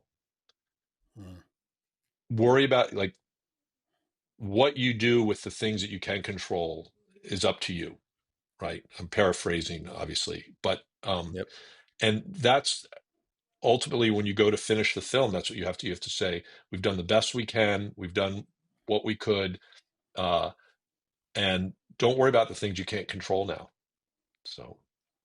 Yeah, I love it, man. And then just sitting back a little bit and just honestly enjoying the process at that point, right? Enjoying what you've made as opposed to being overly critical, I think is a way not to succumb to the fatigue, because I think the fatigue is, as they say, that analysis paralysis, right? If you continue to overanalyze and don't just enjoy it, then yeah, it's tiring, Yeah. because you're either always trying to fix something that either you can or you cannot fix, Mm-hmm. right? Or you're not enjoying this work of art that you made. So I think it's a great answer. We had a ton of fun on it, and thankfully, again, this speaks to, like, Frank. We get, and we'd have to remind each other of this sometimes. It'd be like, okay, let's just live with this and move on, and then take the other person to say, no, we've spent this much time. Mm. What's one more week or 2 more weeks? I mean, especially when we were finishing the film, we had targeted the end of April, and then it became the end of May. But Yeah. it was worth it, because at that point, why not? And Chris, that's what you were saying earlier. Like take the time. Don't blow it in the fourth quarter, like the last, Yes, exactly. 2 minutes of the game. Don't blow it. Get Finish the strong. get the best movie you can get out, and I promise you, you will not miss that money on your deathbed. Yep. Listen, I've been You got it. homeless and I've had a little bit of money, and I feel very qualified to say this. I've lived on both spectrums of that thing, and money spent is all that is. It's not going to make you happy. It's not going to fulfill you. It's not going to, fill any sort of gap that you have going on from the past, or anxiety for the future, or whatever it may be. Money's a great tool. It fixes a lot of sort of the living problems, but that big thing, that whole, did I make a great film? Can I make some great art? Can I contribute to society? Did I make someone else's life better? Are the people around me happy and secure? Money can do that last part a little bit, but the point is emotionally secure. Let's put it that way. Like all those big deathbed things, just make a great movie. Yeah. And at Make the a end of great the movie. day, what do you when you look back, it's the stories, right? We're sitting here and Mm-hmm. we're all telling stories, because that's what makes your life, right? And Mhm. to have had this experience with Frank, a friend for decades prior to us doing, never did we dream that we would make a movie together.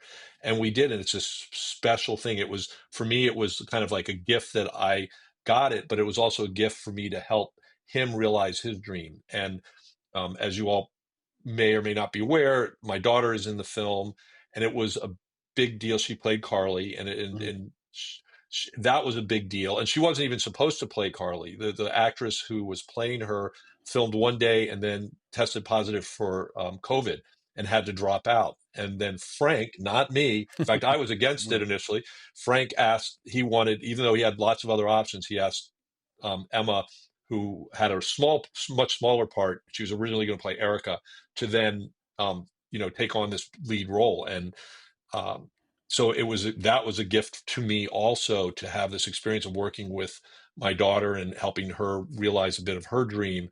And man, she just did, hole in one, to, pun intended. It's It's Well like, done. it's the indie way, yeah. man. It's the indie way. And yeah, you do it. You do what you got to do. So, but these are all, it's the experiences I'm going to look back on, that, and it's like that for everything I've ever done.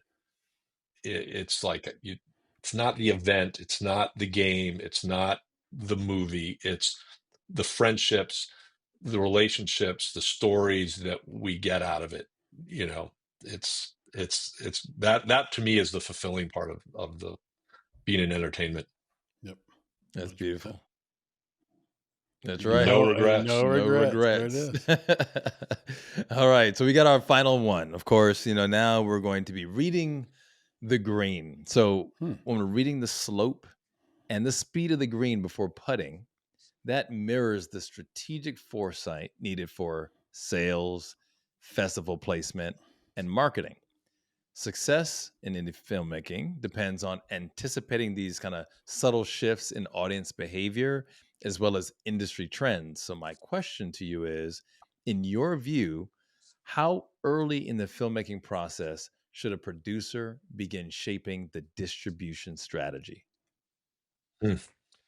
Well, distribution changes like the weather.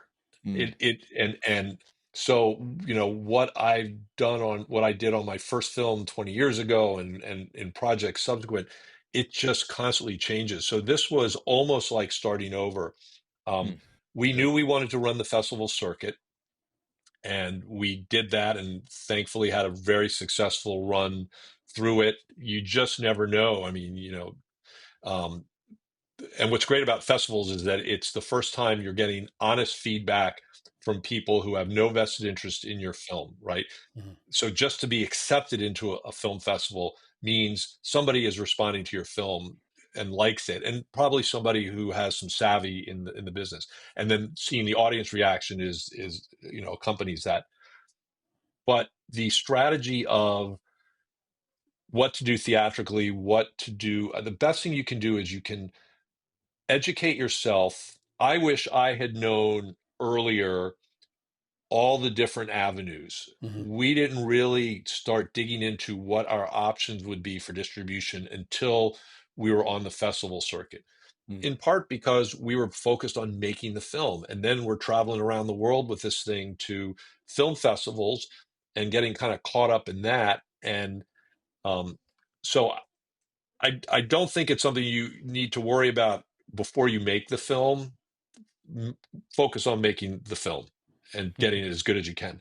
But I do think that as you are approaching in your post production, you're approaching the end of it.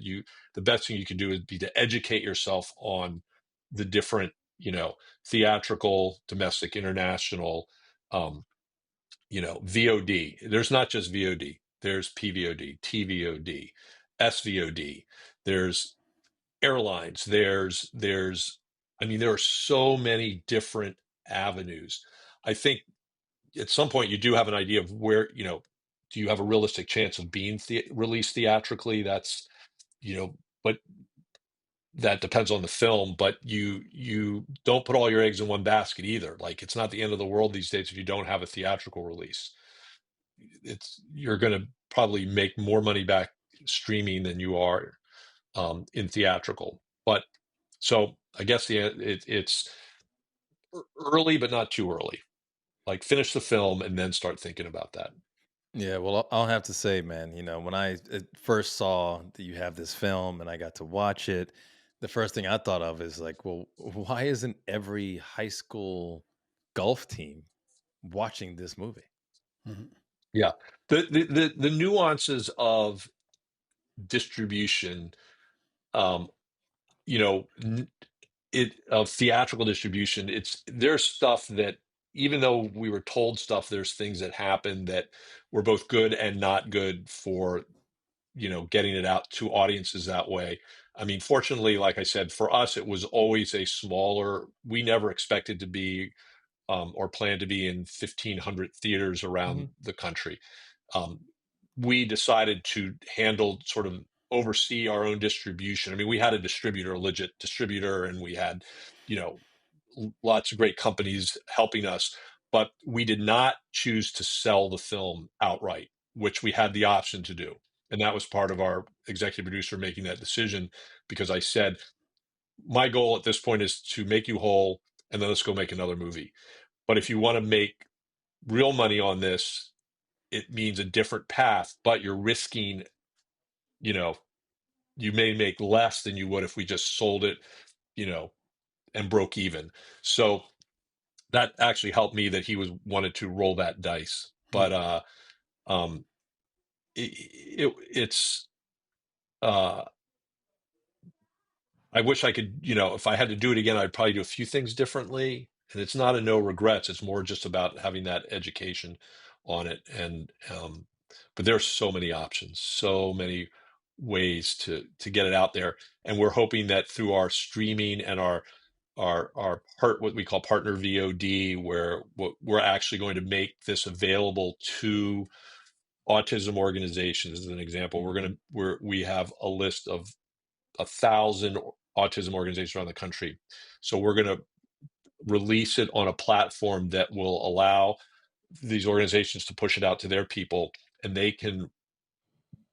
they'll stream it, but then we will give a portion of every viewer's ticket, so to speak, of their VOD payment back to the organization. Good. That's So perfect. that's going to be the way to tap that.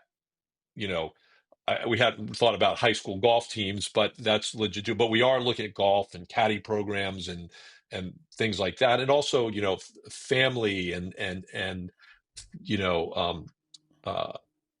just every kind of audience that you think this film would appeal to. So that is part of the plan. Okay, good. Yeah, because it's something that Chris and I, we always tell filmmakers is that really start thinking about that. In those early stages. I know that from your Marketing perspective, too. especially as a producer, your job and your job is primarily get that thing made, right? And I think for Chris and I, we're always like, look, if the filmmaking teams could grab a second producer that focuses on all of this, the distribution, the sales strategy, the marketing, right? The connecting with the organizations, let that be their job so that by the time it's done, all of that stuff is worked out. That's a better way to go. And Great idea. unfortunately, that's not a way that people think about it, right? It's about making the film. And we're just like, no, man, that's the missing piece of the indie puzzle is having that producer who's focused on that strategy, because then that relieves some of that from you, right? As a producer of the actual film production, having that additional marketing, distribution, and sales, that's an additional weight on your shoulders on top of the weight of the production itself. It's a lot. And like you said, I understand why you say that. You say wait till the end because you can't carry that burden with the burden of the production. And it's hard to get somebody to come in and be a producer, though, Nick. I would say, yeah. That's a yes and, right, Nick? Because just like, I don't know if people understand how producers get paid. So if you are doing a studio film, you get $12,000. That hasn't changed since 1971. And then when the film's greenlit, you get paid again. And then I think you get the other half of that $12,000, during that process once it's finished. In indie film, you don't get paid anything up front, and you take the fee from the investment, but whatever your above the line fee is. But are you going to split that with somebody else? Are you going to be able to convince another producer to come in and work for zero? In the indie world it provides a lot more flexibility. It does. So, but I'm just saying it's tough to find somebody and say, hey, you're not going to be, here's the percentage of the movie you're going to get. And here's what you're going to do. And here's what I'm going to pay you right now. And then see if you can get somebody that you like. And if you can, great. But if not, I think the shortcut there, Nick, is just hire a sales team. And then the question then is, do I hire the established guys and blow the budget? Or do I hire somebody young and hungry and wanting to make a name for themselves? And that could work. I think the same decision has to kind of be made on distribution if you don't get a deal from the distributor you wanted, which is like, okay, do I go with the established distributor that has a ton of films, but a better name and maybe more platforms? Or do I go with the young, hungry, scrappy indie distributor who's going to have my link and key art on everything they post in social media in every place? Yeah. And there's a lot of decisions you have to make. You remember, Chris, I think outside of the box. Marketing much earlier and distribution much earlier. And frankly, Nick, being in the black before you shoot is chef's kiss, Nick. That's where you want to be. I think outside of the box. So my whole point is that like David has already learned a lot. Oh, David's the man. He's learned a lot through the process, right? But listen, he had to learn a lot through this process, and he's got new knowledge. Yeah. And what I'm saying is, how wonderful would it be if indie filmmaking had that role pre-built. Yeah, man. Right? It was built into the process such that that person could be there and help along the way. Yeah. How wonderful would it be that if film schools would teach Film this schools don't teach it. new job, right? This Right. new thing. And how wonderful would it be if we could just continue to be advocates for that role? Because that role could be the person who's interested in marketing, right? Yep. That person who's sitting in school and wants to be a marketing major, isn't sure where to go. You could go into filmmaking and you could be that person who helps to upsell the film, who really thinks about what audience are going to. Yeah. David said it changes like the wind, but that's what marketing is about. It's about understanding the wind. I have right? a And theory. being able to operate in that space. And I think if, as indie filmmakers, we were to adopt that role, Yeah. right? Don't make it some unique thing that you and I invented. No, make it part of the process. I really do believe that would be a game changer for independent film in general. Yeah, and I don't disagree with the need for it. There's some details in the middle of that would have to get cleaned up, but I do have a theory on why film schools don't necessarily teach marketing and distribution as well as they could. And my theory is that filmmaking is art. Because if you go to Wharton Business School or you go to IE or any of the great business schools, they'll teach you about sales and marketing. Basically, if you fail as a business, it's because you didn't have enough sales, and you probably didn't have enough sales because you didn't market very well.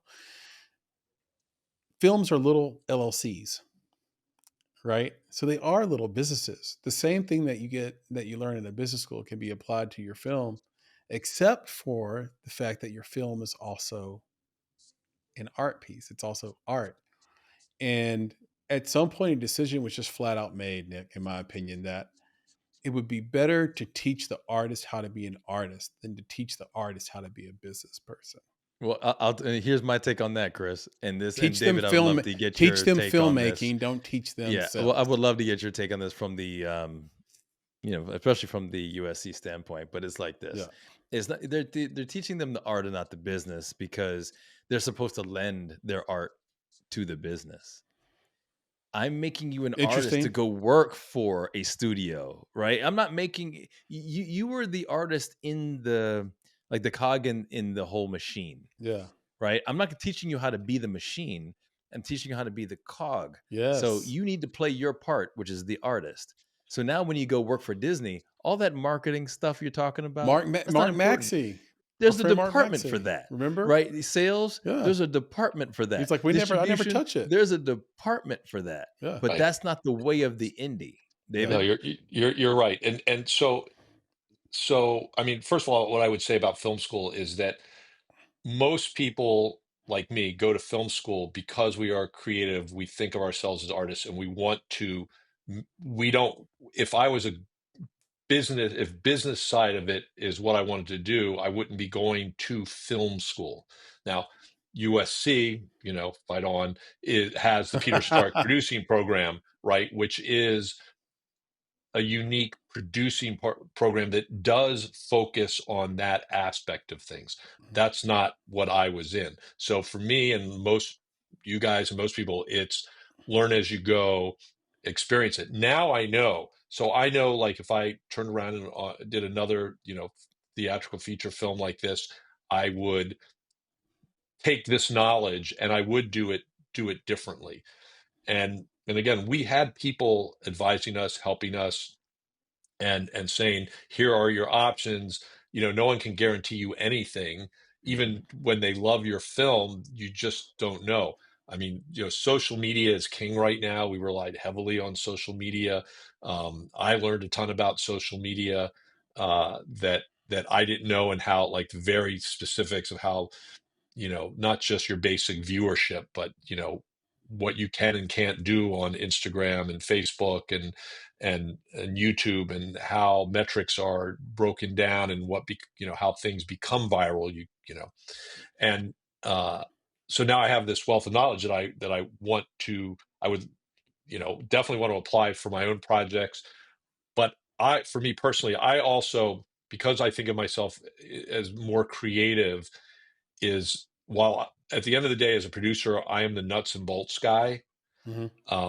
My strength and what maybe separates me is that as a writer and a director myself, and even as a former cameraman myself, I bring a very artistic, everything I look at is from the creative standpoint. And then I let that inform the producing side of, okay, I know creatively we want to do this. How do we do it for this amount of money? And that's the kind of nice thing. And that I think that's where a lot of people get in trouble, is that they either have this pie in the sky vision creatively that they'll never be able to do for the money they have, or they have money, but they don't have any sensibility to on the creative side that then says, I mean, they blow their budget because they go out and they build these fancy sets, or they focus 30% of the budget on the first 10 minutes of the film, and that becomes a problem. So I like having the balance myself, but I think, Nick, I think you're right that for the independent filmmaker in the indie world, having that would be an interesting role to have, and then free yourself up. Look, I spent a lot of time on the set with Frank. Frank was a first-time director, and he wanted the sort of partnership.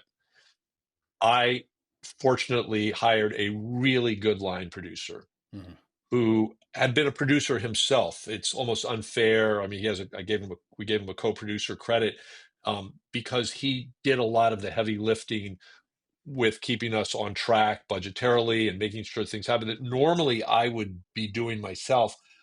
But I was on the set a lot more than maybe most producers would be in a watching this, talking with Frank.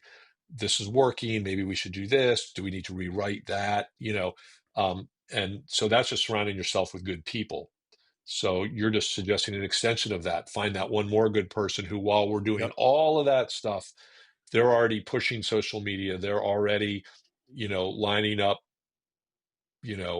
potential buyers or distributors way earlier.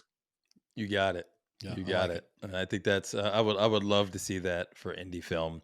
But I would say, man, like these are some amazing answers. I feel like our audience is going to get so much from this, and also just so much from the idea that, as you said, you've learned a lot and you continue to learn. And that's important for our audience. Like that's one of the things that is important to us is that it's continuous learning. We haven't figured it all out, right? Which is why we have people like you on this show, right? To help us learn more. Yeah. And if we can offer anything back to you, then that's our goal. So that honestly, you killed Filmmaker Q&A. You knocked it out of the park. Yeah, man, I really appreciate that. Thanks. That was and that's a good point. I just say that's a great point. Like I always go into it. I don't know what it is I'm going to learn, but I know there's going to be something. Like I think, okay, on this one, I learned these 5 things on the last one, so surely I know everything now, right? Big mistake. Nope. Or the challenges come up that you just have to, like it's not even about knowing. It's the best you can do is anticipate. I say one of my superpowers is I have the ability to evaluate a situation and very quickly make a decision. We're going to do this, right? That's a really like great asset to have, but you just be prepared. We talked about be prepared for the things that you can anticipate, and that puts you in a better position to deal with the unforeseen. We shot in 110 plus degree weather every single day for 3 weeks. Insane. Wow. I knew it would be hot. I did not think it would be that hot. And so that presented challenges. Poor and we makeup had person, hair person, hair and makeup, hydration. People say, did you stay on budget? I'll say, well, I'll tell you where we went over budget was in water, just water, liquid IV, Gatorade, stuff like that. Yeah. Keeping people hydrated. It had an effect on Owen, right? As this, 12-year-old kid. Had not so much because he's autistic. He's just a 12-year-old kid. We can suck it up. We're used to it. But you're asking this kid to be out on a set in this kind of weather, and so that's the kind of stuff that you can't prepare for, but you just have to be able to make the decision. How are we going to deal with this? Well, we don't want anybody in the hospital. We're going to make sure they're hydrated. We need to stay on schedule. So let's get some more air-conditioned vans that people can take a break in right on the side of the golf course. So stuff like that. I love it, and the ever learning opportunity, and I think that's a great segue, Chris, Yes. into this next learning opportunity that we Yes. have with producer Papa Bear. He's hot. Don't give him a glass of water. Just pour the whole cooler all over him. He's been waiting in the cut, man. You've been sitting. You've been chilling in the cut. He's ready though. PB He's in the ready. cut. So, are you ready for this, PB? There's things we should know. You've been patiently waiting. I am ready. And one thing we know by this point is that we've been talking about movies and we've been talking about golf. Mm-hmm. And so you can probably guess what this question is going to be. And this one has a special caveat to it because it can have two correct answers. Oh no! Ooh. Oh no! Okay. It's already Let's go. It's already starting. Let's see what you got, PB. Oh my gosh! What was the first feature-length golf movie, and in what year did it come out? What was the first feature-length golf movie, and what year did it come out? And there could be two answers. So I'll tell you why that is. Okay, go ahead. Feature length has a different definition depending on what organization defines it. Oh, wow. I thought a feature was just anything over 40 minutes. The Academy of Motion Picture Arts and Sciences, they like 40 minutes or more. Yeah. But the Screen Actors Guild says 60 minutes. Okay. I wonder why that is. Is that a day rate thing? What is that? David, do you know why that is? I don't know. Yeah, I don't know. That's a thing we should know, though. So, you should know that. We should find out. In things we should hey, know. Nick, was the Legend of Bagger Vance remake by Will Smith? Was that a remake? Or was there an original? I don't think it was a remake. It's based off of a book, and I don't remember. The book I think is called The Legend of Bagger. Yeah, it was based off of a book. Yeah, I don't remember a film. But there was an original Will Smith one. film first before they made that. I remember right? reading the book when I was in school, and I don't remember a film that was associated with it. That's not saying that there wasn't one. Okay, but you're right. You're right that there's a lot of things are just remakes. And you don't know it. My fear is that there's something out there that's older than all of us, and we would never know that. You're right. It's easy to jump to. I immediately think of the golf movies that have been in my lifetime, and I'm like, okay, so when was Caddyshack? Was that before The Greatest? I'm not blanking on the name of it. It was before The Legend of Bagger Vance, I'll tell you that much. Yeah, for sure. Well, right. So then what was before? Tin Cup was after it, so that wasn't. Yep. I assume you'd consider Caddyshack a golf movie. Definitely a golf movie. Yeah, Caddyshack. Shout out to Bill Murray.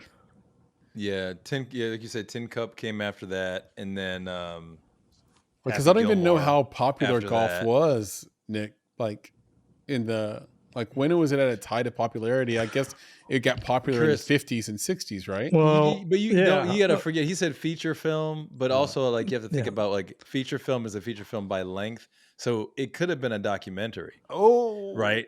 You see what I'm saying? You see his face, little perk. You see Papa Bear's face, how it's perked up a little bit. I think he just hit something.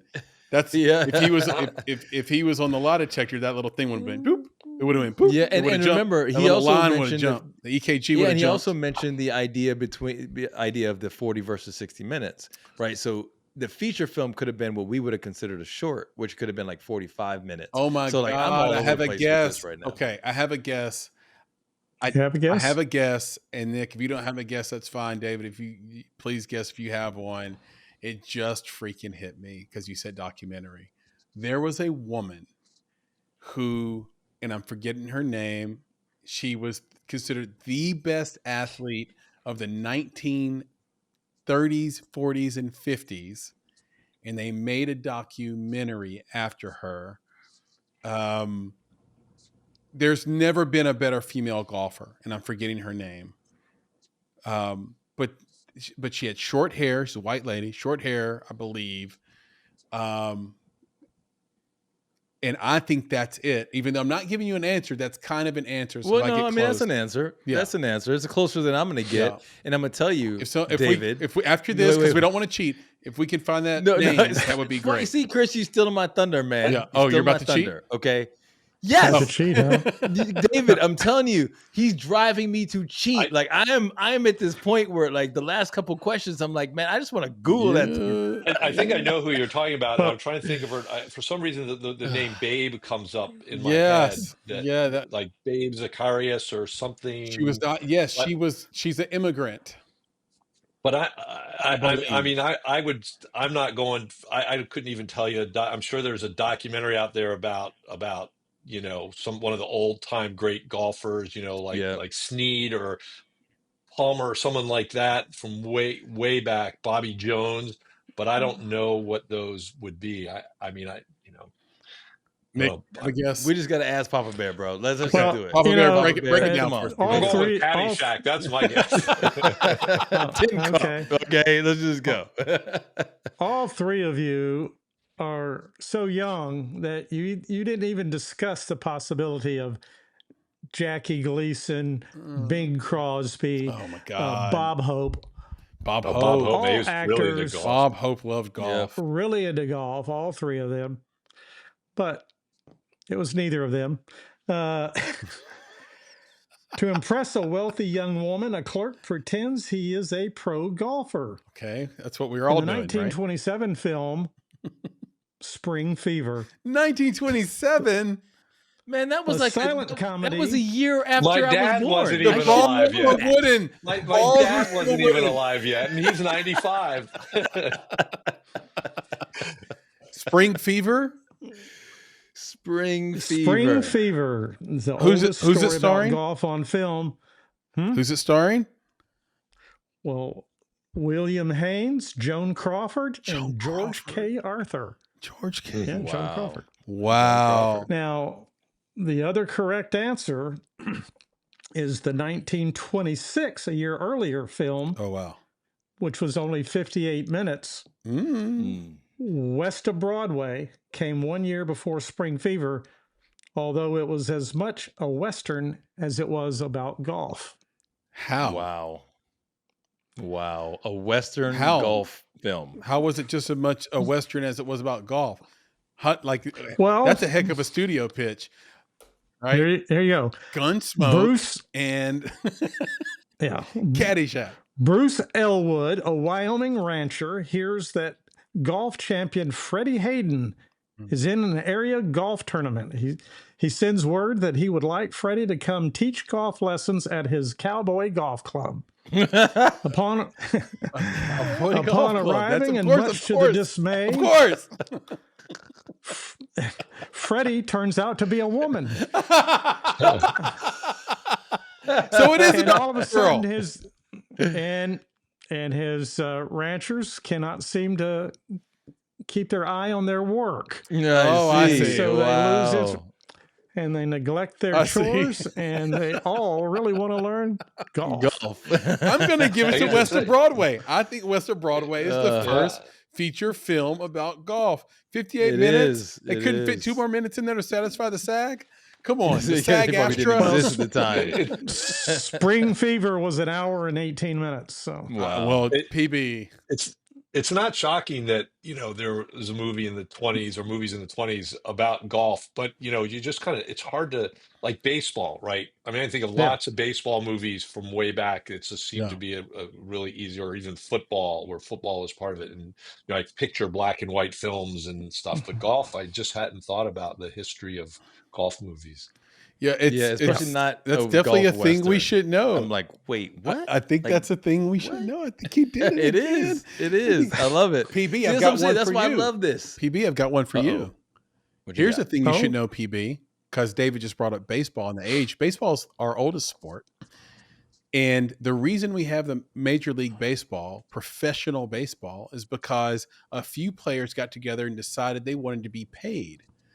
Most of the players that were playing baseball at the time were just doing it for free, just as a pastime, and they rejected the money. They were like, "Oh, that's not our game. You want to get paid to play? That's bullocks." Sorry to my people out there in the UK. Get out of here. They abandoned those guys, and the guys who decided to get paid turned into the National Baseball League, if I'm not mistaken, which eventually turned into Major League Baseball. There's the thing you should know. I'm going to have to disagree and push back a little bit because I think my high school sport is probably older. Wrestling? God, that's a good point. You're right. But is that an American sport or is it a Greek? Exactly. It's a Greco-Roman sport. Well, you didn't say American. I said our. When I say our, I mean America. Look at Nick's hat. USA. Look. The oldest sport is soccer. So the oldest sport is soccer. It was America's. It was it was not America. It is the oldest. No. Listen, it's the oldest sport in any country, on any continent, anywhere in the world. You know why it's the oldest sport? You know how I know that? Kick rocks. No, just because I said it. Yeah, you can picture cavemen picking rocks around, right? Yeah. Exactly. No. Listen, David. Get that rock in that cave. Wait, David. You got to understand. You got to listen. So, over the summers when I was a kid, my parents would send me to go hang out with my grandparents in South Carolina, and where they sent me in Sumter, South Carolina, there's like nothing to do. No. So like I'd be out there with a racquetball racket and gravel from my granddaddy's driveway, just hitting rocks into the field. So I'm saying you can do anything with rocks, man. You can kick rocks, you can hit rocks, you can jump rocks, climb rocks. Climb rocks. Anything, but the thing also, anything can be a soccer ball. And there you actually, if you travel to,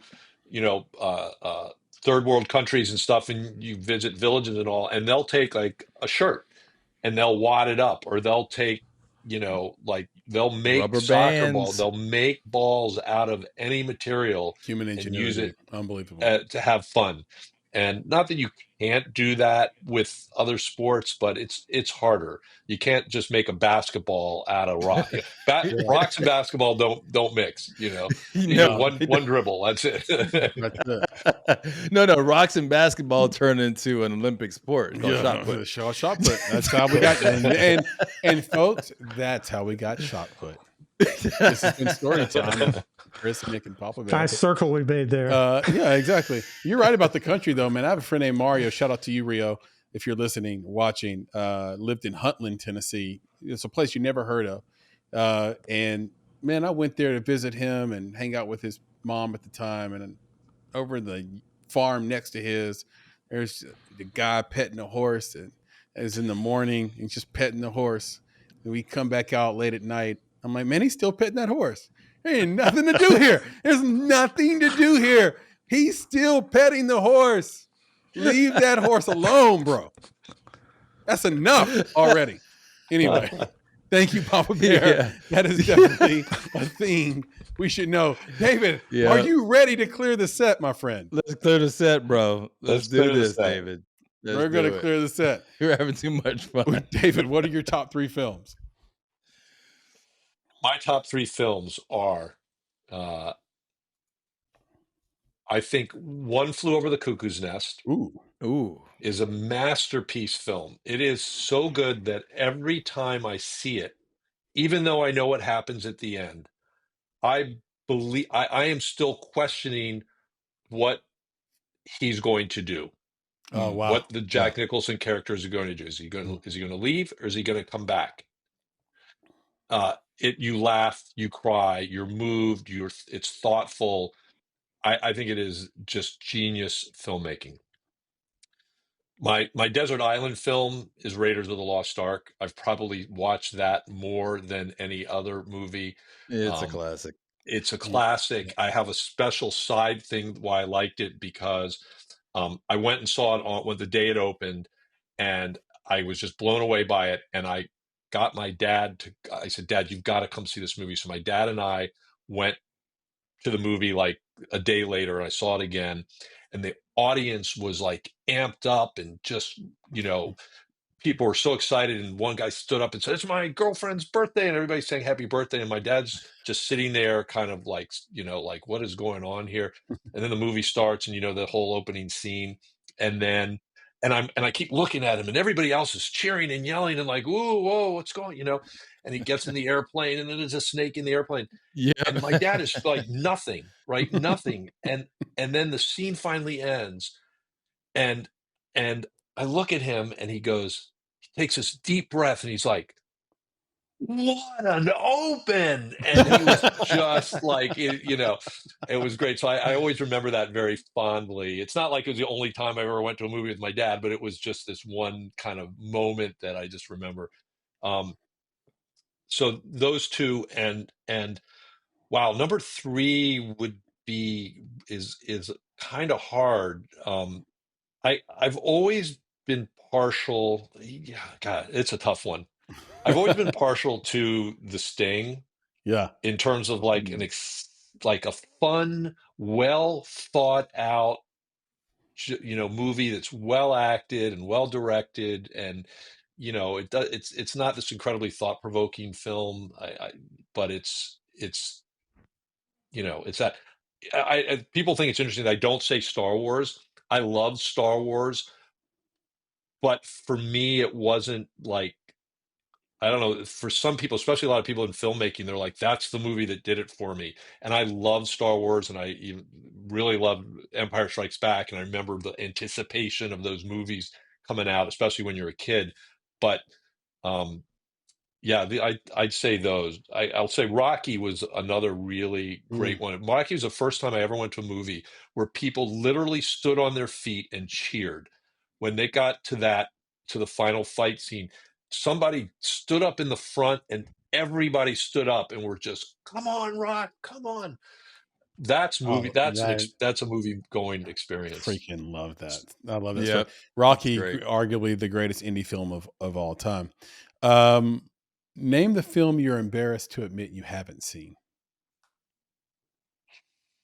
Well, I'm not one of those people that haven't not seen Star Wars. Man, I've seen a lot of movies. What have I? Spring Fever. Yeah, I've not seen Spring Fever or Western Broadway, or whatever you said it was called. West of Broadway. West of Broadway. West of Broadway. But he's not embarrassed that he hasn't seen those. What film were you embarrassed you haven't seen? Yeah, it was not until I was in film school that I'd never seen Citizen Kane, and I finally watched that.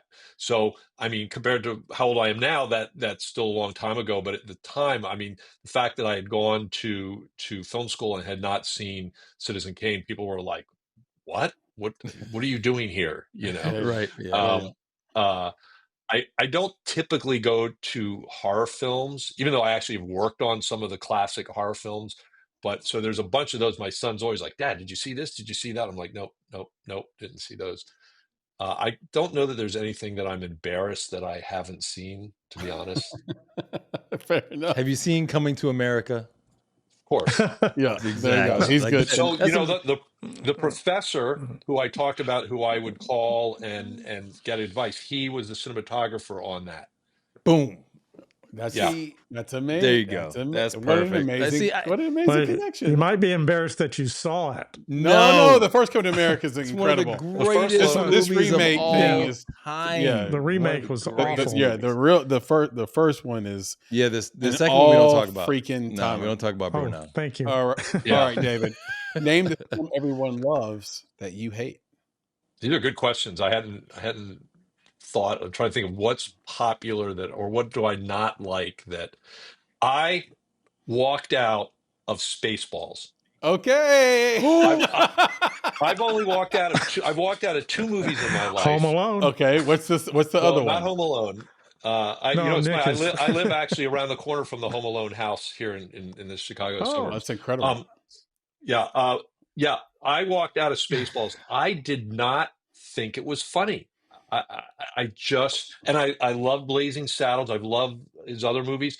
Yeah. Spaceballs, I was like, this is like not even stupid funny, and I left. Wow. What's the other movie you walked out on? I walked out on a movie called The Champ with John Voight as a boxer.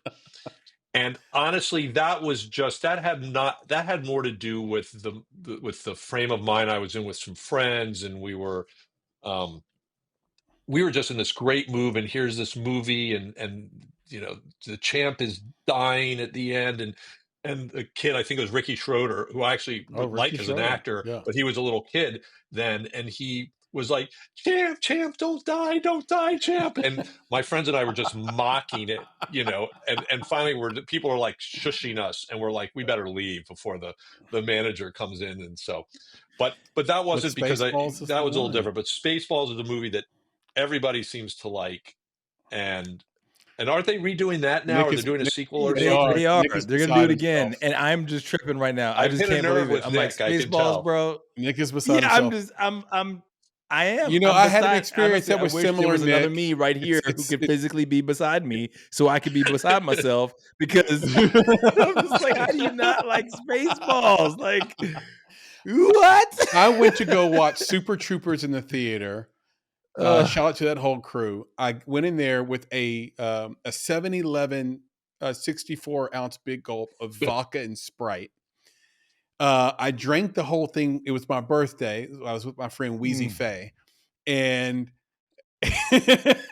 and it was hilarious. I mean, we laughed until we cried.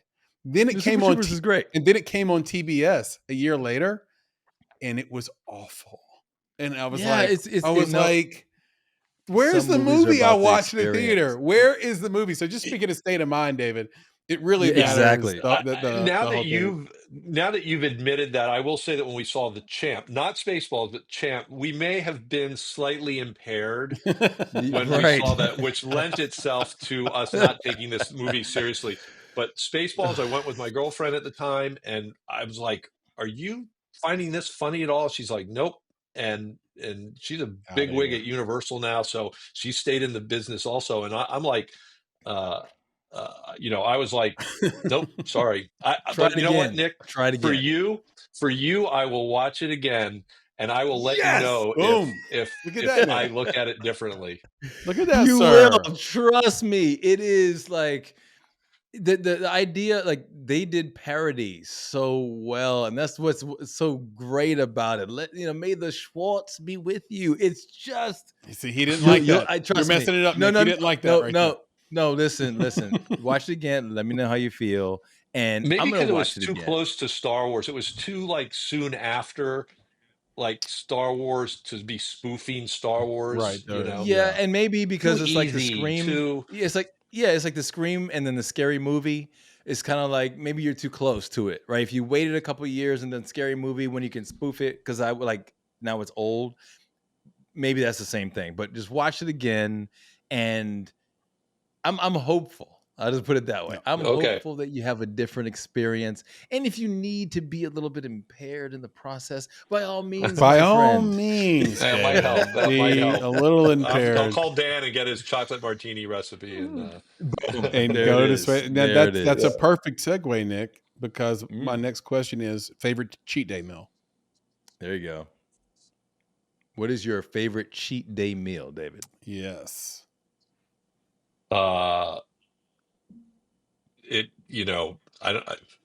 Can you consider pizza cheating? I think so. Pizza's bad for you. Right now, it certainly would be a cheat food for me, but I love pizza, and I love and here in Chicago, there's the deep dish. As an East Coast guy, it used to be deep dish. No, as Jon Stewart said once, he said, I don't need a pizza I can drown in. and I used to kind of feel that way, but now get me a Lou Malnati's and I'm all over it. Yeah, that's beautiful. Yeah, because in DC, because Chris, he's from DC, and I'm gonna put that DC on you real quick. In DC, I didn't do the deep dish. That's that Chicago stuff. Mm-hmm. We did jumbo slice. Yeah, oh my God, Armand's. Oh man, I don't even know if there's Armand's even exists anymore. Full body like, convulsion. You don't understand. Yes, for those listening, full body convulsions, because Armand's pizza is some of the best. It's like you had true Italians in every part of that establishment, ensuring that your experience was as authentic as possible. And I don't even know if our minds even exist anymore. But man, you threw it back Yeah, on me. I I'm gonna have to actually tell my don't. brothers you said that. Yeah, but I'm telling you, if you guys treat yourselves, if you come to Chicago, treat yourselves to Lou Malnati's. By the way, Call me. I'll take you there. second week in a row, Lou Malnati's has come up. It came up last weekend. Mm. It was also our previous guest cheat day meal. I order Lou Malnati's pizzas into Nashville. They're that good. Okay, good. Because I was going to say you can do that, and I do. I will send that as gifts to people, Oh, like Yeah. that I know like it. Yeah. Yeah. that is Papa Bear, you were awesome. going to say something? I had a quick question for Nick. Earlier this year, you were in Italy. Mm. Did you eat a pizza when you were there? If he says Also, no, great McDonald's, man. if he Don't- says don't- No, if he says no, the podcast is over. No. So no, listen, I didn't. We made pasta while I was in Oh my Italy. God. Remember, guys, listen. We've Who's had we? we've had the conversation about my little finicky stomach and how I had to Yeah, work yeah. through some Yep, challenges. yep. It's And frothy so I in didn't there. eat pizza while I was there. But I will say I did eat pizza while I was in France. Okay. And that was interesting. And it was very good. But I will tell you, like a good quality pizza, especially in DC, jumbo slice was the way to go versus the depth of the pizza. So we weren't going deep dish. We're going those jumbo slices that the only way you can eat that sucker is you got to fold it in half. That's right. It's like a New York. Right. And So the where, jumbo slice. where did you go? Shakey's? Oh man, or jumbo slice in Adams Morgan. Right. It just Oh, literally says jumbo slice, and you go to Adams Morgan, and the slice is so big, like I'm talking about. You see my hands? yeah. That's how Right big now, that for those is. listening, Nick is spreading his hands out. I'd say it's about 18 That's inches. right. I'm thick. shoulder width, bro. You know what I'm saying? Like that's a shoulder width slice. The slice is so big, you have to fold it in half, and then you eat that sucker. And here's the thing: the beauty of the jumbo slice is you always get the jumbo slice after you've been out. You need that Need jumbo it. Yeah. You need slice. it. You need It's not just a desire. soak up all the evil, all the poison. There you go. Thank you very Murder. much. Nick, you know who had, this is a part that'll get cut out, right? I'm sure.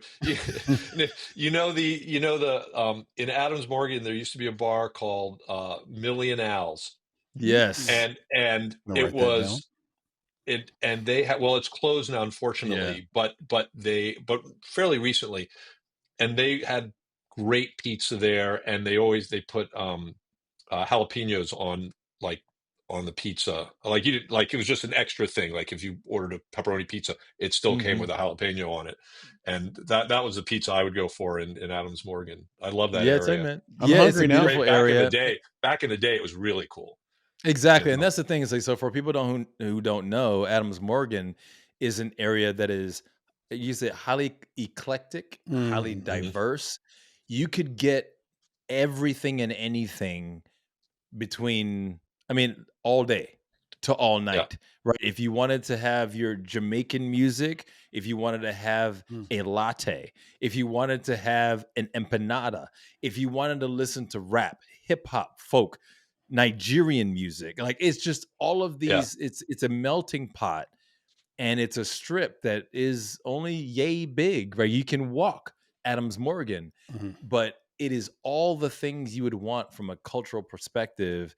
And it was just, and it's relatively inexpensive. You know, you walk yeah, into a place and you're like, some places didn't have a cover, some places did, but it was just this community experience of a variety of cultures that honestly, I don't know even know yeah. where else you can get that, man. No, It it's was well known beautiful. for its ethnic restaurants and all, and like the Million Owls. I would take dates there on a first date, Yeah. because their response would usually either be, "This is so cool, like diverse and just like eclectic, and a little edgy, more edgy then than now." And if they didn't like it, that told me something about them. Boom. And it's There you not for go. everybody, right? But That's it right. told me something, as it informed me for what I was looking for, right? And Well so, played. yeah, you I gotta have like those, that. gotta have that That's go-to that's plan. perfect. I love it. Nice. I love it. And I never visited there, Nick. So maybe you have to take me. I won't see Million Owls, but I'm very hungry now. So I'm going to have one of my frozen pizzas I here need some in a pizza, second. bro. Yeah. And How then, late can I order a Lou yeah, Malnati's? I'll go get a Lou here in a second. And then Nick, hopefully next time I'm up there, we can visit that town, just walk around. We'll Yes, sir. clear the set on this. Better tool to heal the world, the church or film? Woo. Well, this is where you make enemies. I What do you do that to him for? No, right? boy, that's walking into a buzzsaw right there, man. Yeah, he's like, Go the that's safe difficult. way. Well, hey, I'll say this, David, answer it in the way that the best way you feel possible. Yeah. I think, and this is one of the reasons that I make films and that I'm in this business, is film has the ability to touch all people. You filmed, and they all have their different perspectives, but you have the opportunity to make a statement, to show a perspective, to tap into something that people may not otherwise be aware of on a non-judgmental, broad platform. Mm-hmm. You're not going to reach, church or temple or synagogue, whatever your denomination. It's a little bit, religion's a little bit preaching to the choir, Mm-hmm. right? Yeah. So it's going to be, even if the message is exactly what people need to hear, it's not necessarily going to reach the masses in an influential way. And film is cross-cultural. It's cross pretty much everything. You may not then buy into the message. That's okay. But I think it has the ability to reach, and if people were, when good, messages are put out there, at least thought-provoking, even if you say, no, I'm not going to buy that. So I guess I hope you see where my answer is there. I loved it. And It's a great answer, Chris. I just have to mention that, one of the things that I just shared with Chris recently is, like, I saw, was it Ray J on Kirk Franklin's Den of Kings show that he has on YouTube. And, Kirk Franklin was asking Ray J, like, how do you deal with some of the pressures? How do you deal with some of the stuff? And do you use church as a vehicle for that? And Ray J said, he's like, I hate church. mm-hmm. That's like, whoa, you're talking to Kirk Franklin right now. Like, right. you hate church. He's like, yeah, I would go to church and they would sit me in the back. And I don't understand that, but they would always sit me in the back. I didn't like being in the back.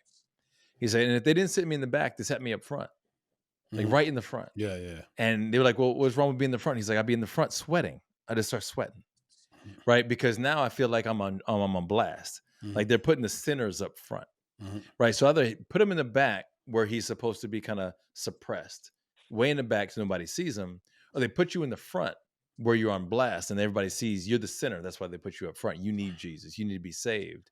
And I think that goes to what David is saying. It's like some people are just uncomfortable in that environment. Yeah.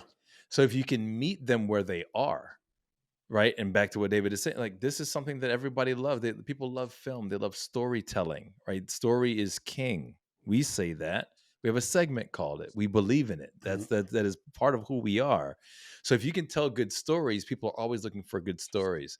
So if people can find themselves in a story, then that has the power to change, potentially more than a physical place has the power to change. Love it. Because that physical place can make them uncomfortable, but they're comfortable where they are. Yeah. So Right. I love your answer, David. I think it's perfect. And I'll say this, and you guys have seen the movie, the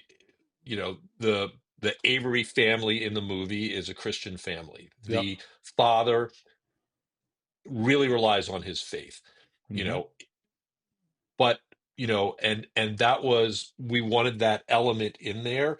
But as Frank said when he wrote it, he said, I want to make a movie that if you removed every and every bit of faith in there, it still stands on its own. And I think we did that. But it's so there. Even our film has a message of, for what faith can do, regardless of what it is, it just happens in this case. It's it's a Christian family, right? But people watch our film and they don't think, oh, I'm being preached to, right? Mm-hmm. I would say Rocky goes to church, right? He realizes, has this epiphany and realizes what this real situation is. But that doesn't make Rocky a faith-based hit you over the head. It's just part of that's part of real life. So I think there is, but the beauty of it is that you can take those elements and put them into a film, right? You don't typically go to church and have a movie shown to you, right? Right. It doesn't really work the other way. So That's right. I think you're kind of hitting both with one. Yeah. I love that answer. It's fantastic. And I have a friend named Aaron who I think says something genius, which is that watching is political.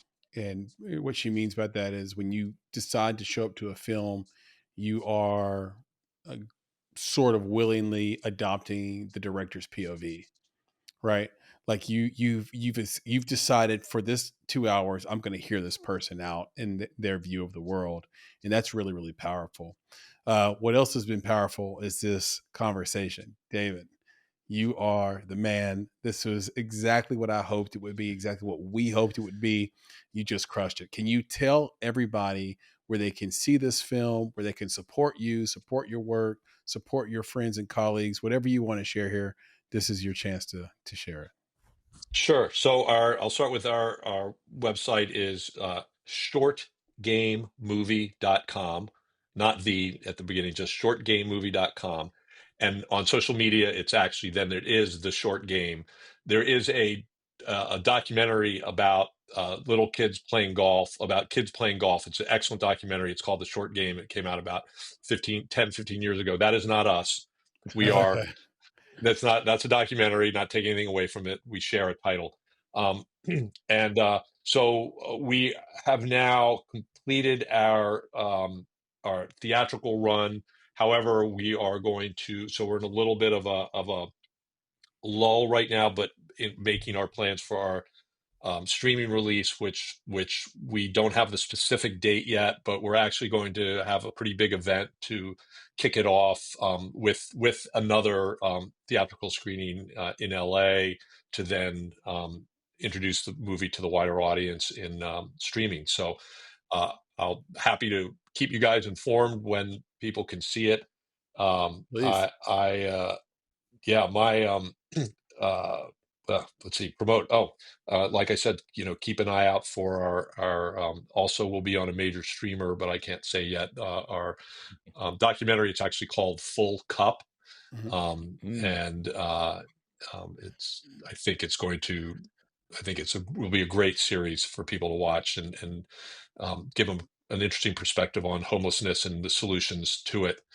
And I will also plug my daughter, besides being an actress, is a filmmaker. She did a short film that premiered at Tribeca last year called Dirty Towel. And it's now available on YouTube. And within like 2 weeks, it had over 1 million views. Wow. So Dirty Towel. So check that out. What's your name? She co-wrote it. What's that? What's your name? Emma Parks. So Emma Parks. Shout out to Emma Parks. Yeah, and Emma her film made it onto Amuleto, which is a good. We enjoy Amuleto as a platform for sharing short films. Go watch her film, Dirty Towel. That's right. I just I've been very fortunate in my career to have experienced a lot of different things. I figure if I had stayed in sports from the beginning, I'm sure I would have been very happy, but that's all I would have done. And my being able to jump between all these different events have allowed me to travel the world and meet incredible people. And somebody asked me once, what do you do for a living? And I said, well, I get paid to hang out with movie stars and pro athletes and rock stars, and that doesn't suck. That doesn't suck. Not at all. So I'm and thankfully all of it has allowed me to to look back kind of fondly on it. Lots of stories. That's beautiful. It's quite beautiful, and we'll end on this. What does it mean to Let's make it, do it, David? Chris. What does it mean to make it? I used to, I think if you had asked me this earlier in my career, I would have said making it is a function of what other people think of my work and of me and my success. And that's not it at all anymore. For me, making it is only about what do I think about my work and what I'm doing. And it is not measured in awards. It's not measured in financial success. It's for me, it's measured in, am I proud of what I've done? Have I put things out in the world that have moved people and made people think, and now that my children are proud of that their dad did that. Yep. So, and it's not just in my career in movie, it's in everything I've done, whether it was athletics or career or just being a friend to people. Like I'm not alone. I'm surrounded by great people, and that's important. And that's, to me, that's making it. Bellissimo. I loved it. I Yeah. love it. Yeah. That's I tell you, man, that's why we know that, like, kindred spirits, man. Yep. Right. And I tell everybody, I was like, my parents blessed me and they cursed me. And many people have heard this before. They blessed me and they cursed me when they named me, because they named me Nicholas. Mm-hmm. And people don't know, Nicholas is Greek for victory of the people. Yep. It is my namesake. It is my job in life. It is my purpose. My name is my purpose. And you realize every single day that you can be successful by just living up to that. If you can just create the victories, and the small victories, the big victories in your life and other people's lives, I mean, what more is there? You know what I'm saying? Like, literally, what more is there? And if you're happy with that, man, like I said, kindred spirit, man. We appreciate you I for feel it everything you too. are and everything you do. Thank you so much. I feel it too. You guys are great. I will look forward to staying in touch, and I do get to Nashville, and I can't thank you enough for the offering up this significant chunk of time to, I don't know. I don't typically talk a lot about myself. I like listening to other people's stories. So I've gleaned a lot from you guys, and thank you so much, and best of success for ongoing with your show. I will certainly be spreading the word. Papa Bear, you're a man of few words, but I know you're instrumental in all of this. So I appreciate y'all thinking that having me on was a worthwhile endeavor. Man, it's our pleasure. Thank you. This is what we do it for. And you heard it right from the horse's mouth there. Go support the film, The Short Game. Go look out for his documentary coming up. Distributor to be announced. I think it's called The Full Cup. Is that correct? Full Cup. A Full Cup. So go check out that when you'll hear about it when it rolls out. But right now, The Short Game, go watch that, go search for that, and support indie creators like David. That's what we have to do. Also, we're indie creators. We have a little show here. If you haven't noticed, we're on YouTube. So if you are here, go ahead, subscribe, like, share. Thanks for hanging in with us on this episode. We really appreciate it. You're the reason we do all this stuff. If you're listening to this podcast on Apple or Spotify or Amazon or wherever, go ahead and rate us 5 stars. If you have 30 seconds, we take that review too. It really, really means a lot. We see you out there on Spotify. Spotify audience is growing really, really big. Shout out to Spotify for providing a platform that makes it easy to rate and review and help creators like us. Also, if you're just listening, come to youtube.com, search for The Make It Podcast. The in that is important for taxonomy reasons, for whatever reason, but you put the in there and we will show up. We'll be the very first thing you see. Also, if you want to reach out to us, tell us what we're doing well, tell us what we're doing bad, tell us what you'd like to see, what guests we should go get. _ Make It Podcast on Instagram, X, and TikTok. All right. We respond to 100% of all DMs, messages, comments, you name it. So find us on Instagram, X, TikTok at _ Make It Podcast. You can also find us on Facebook at The Make It Podcast. So with that, Nick, can you please leave us with the Credo? Yeah, man, will do. And again, David, we appreciate you. As you said, PB is a man of few words, but those few words educate us every time. Chris is a man of many words, and he educates, and he entertains, and he inspires every time. So this is a blessing and a pleasure for me to be a part of this band of brothers that we have here. And of course, editor Kate, who's knocking stuff out for us every single week. I say she's part of the band. So I don't want to say brothers and sisters here who are making this possible. But I will have to say to our filmmaking friends, family, fans, and followers out there, be better, be creative, be engaged. And thank you for listening. Shout out to intern David as well. And shout out to you, Nick, Papa Bear, David. I'll talk to you guys soon. Yeah, man. See you. Appreciate you guys. Thank you. Peace. Peace.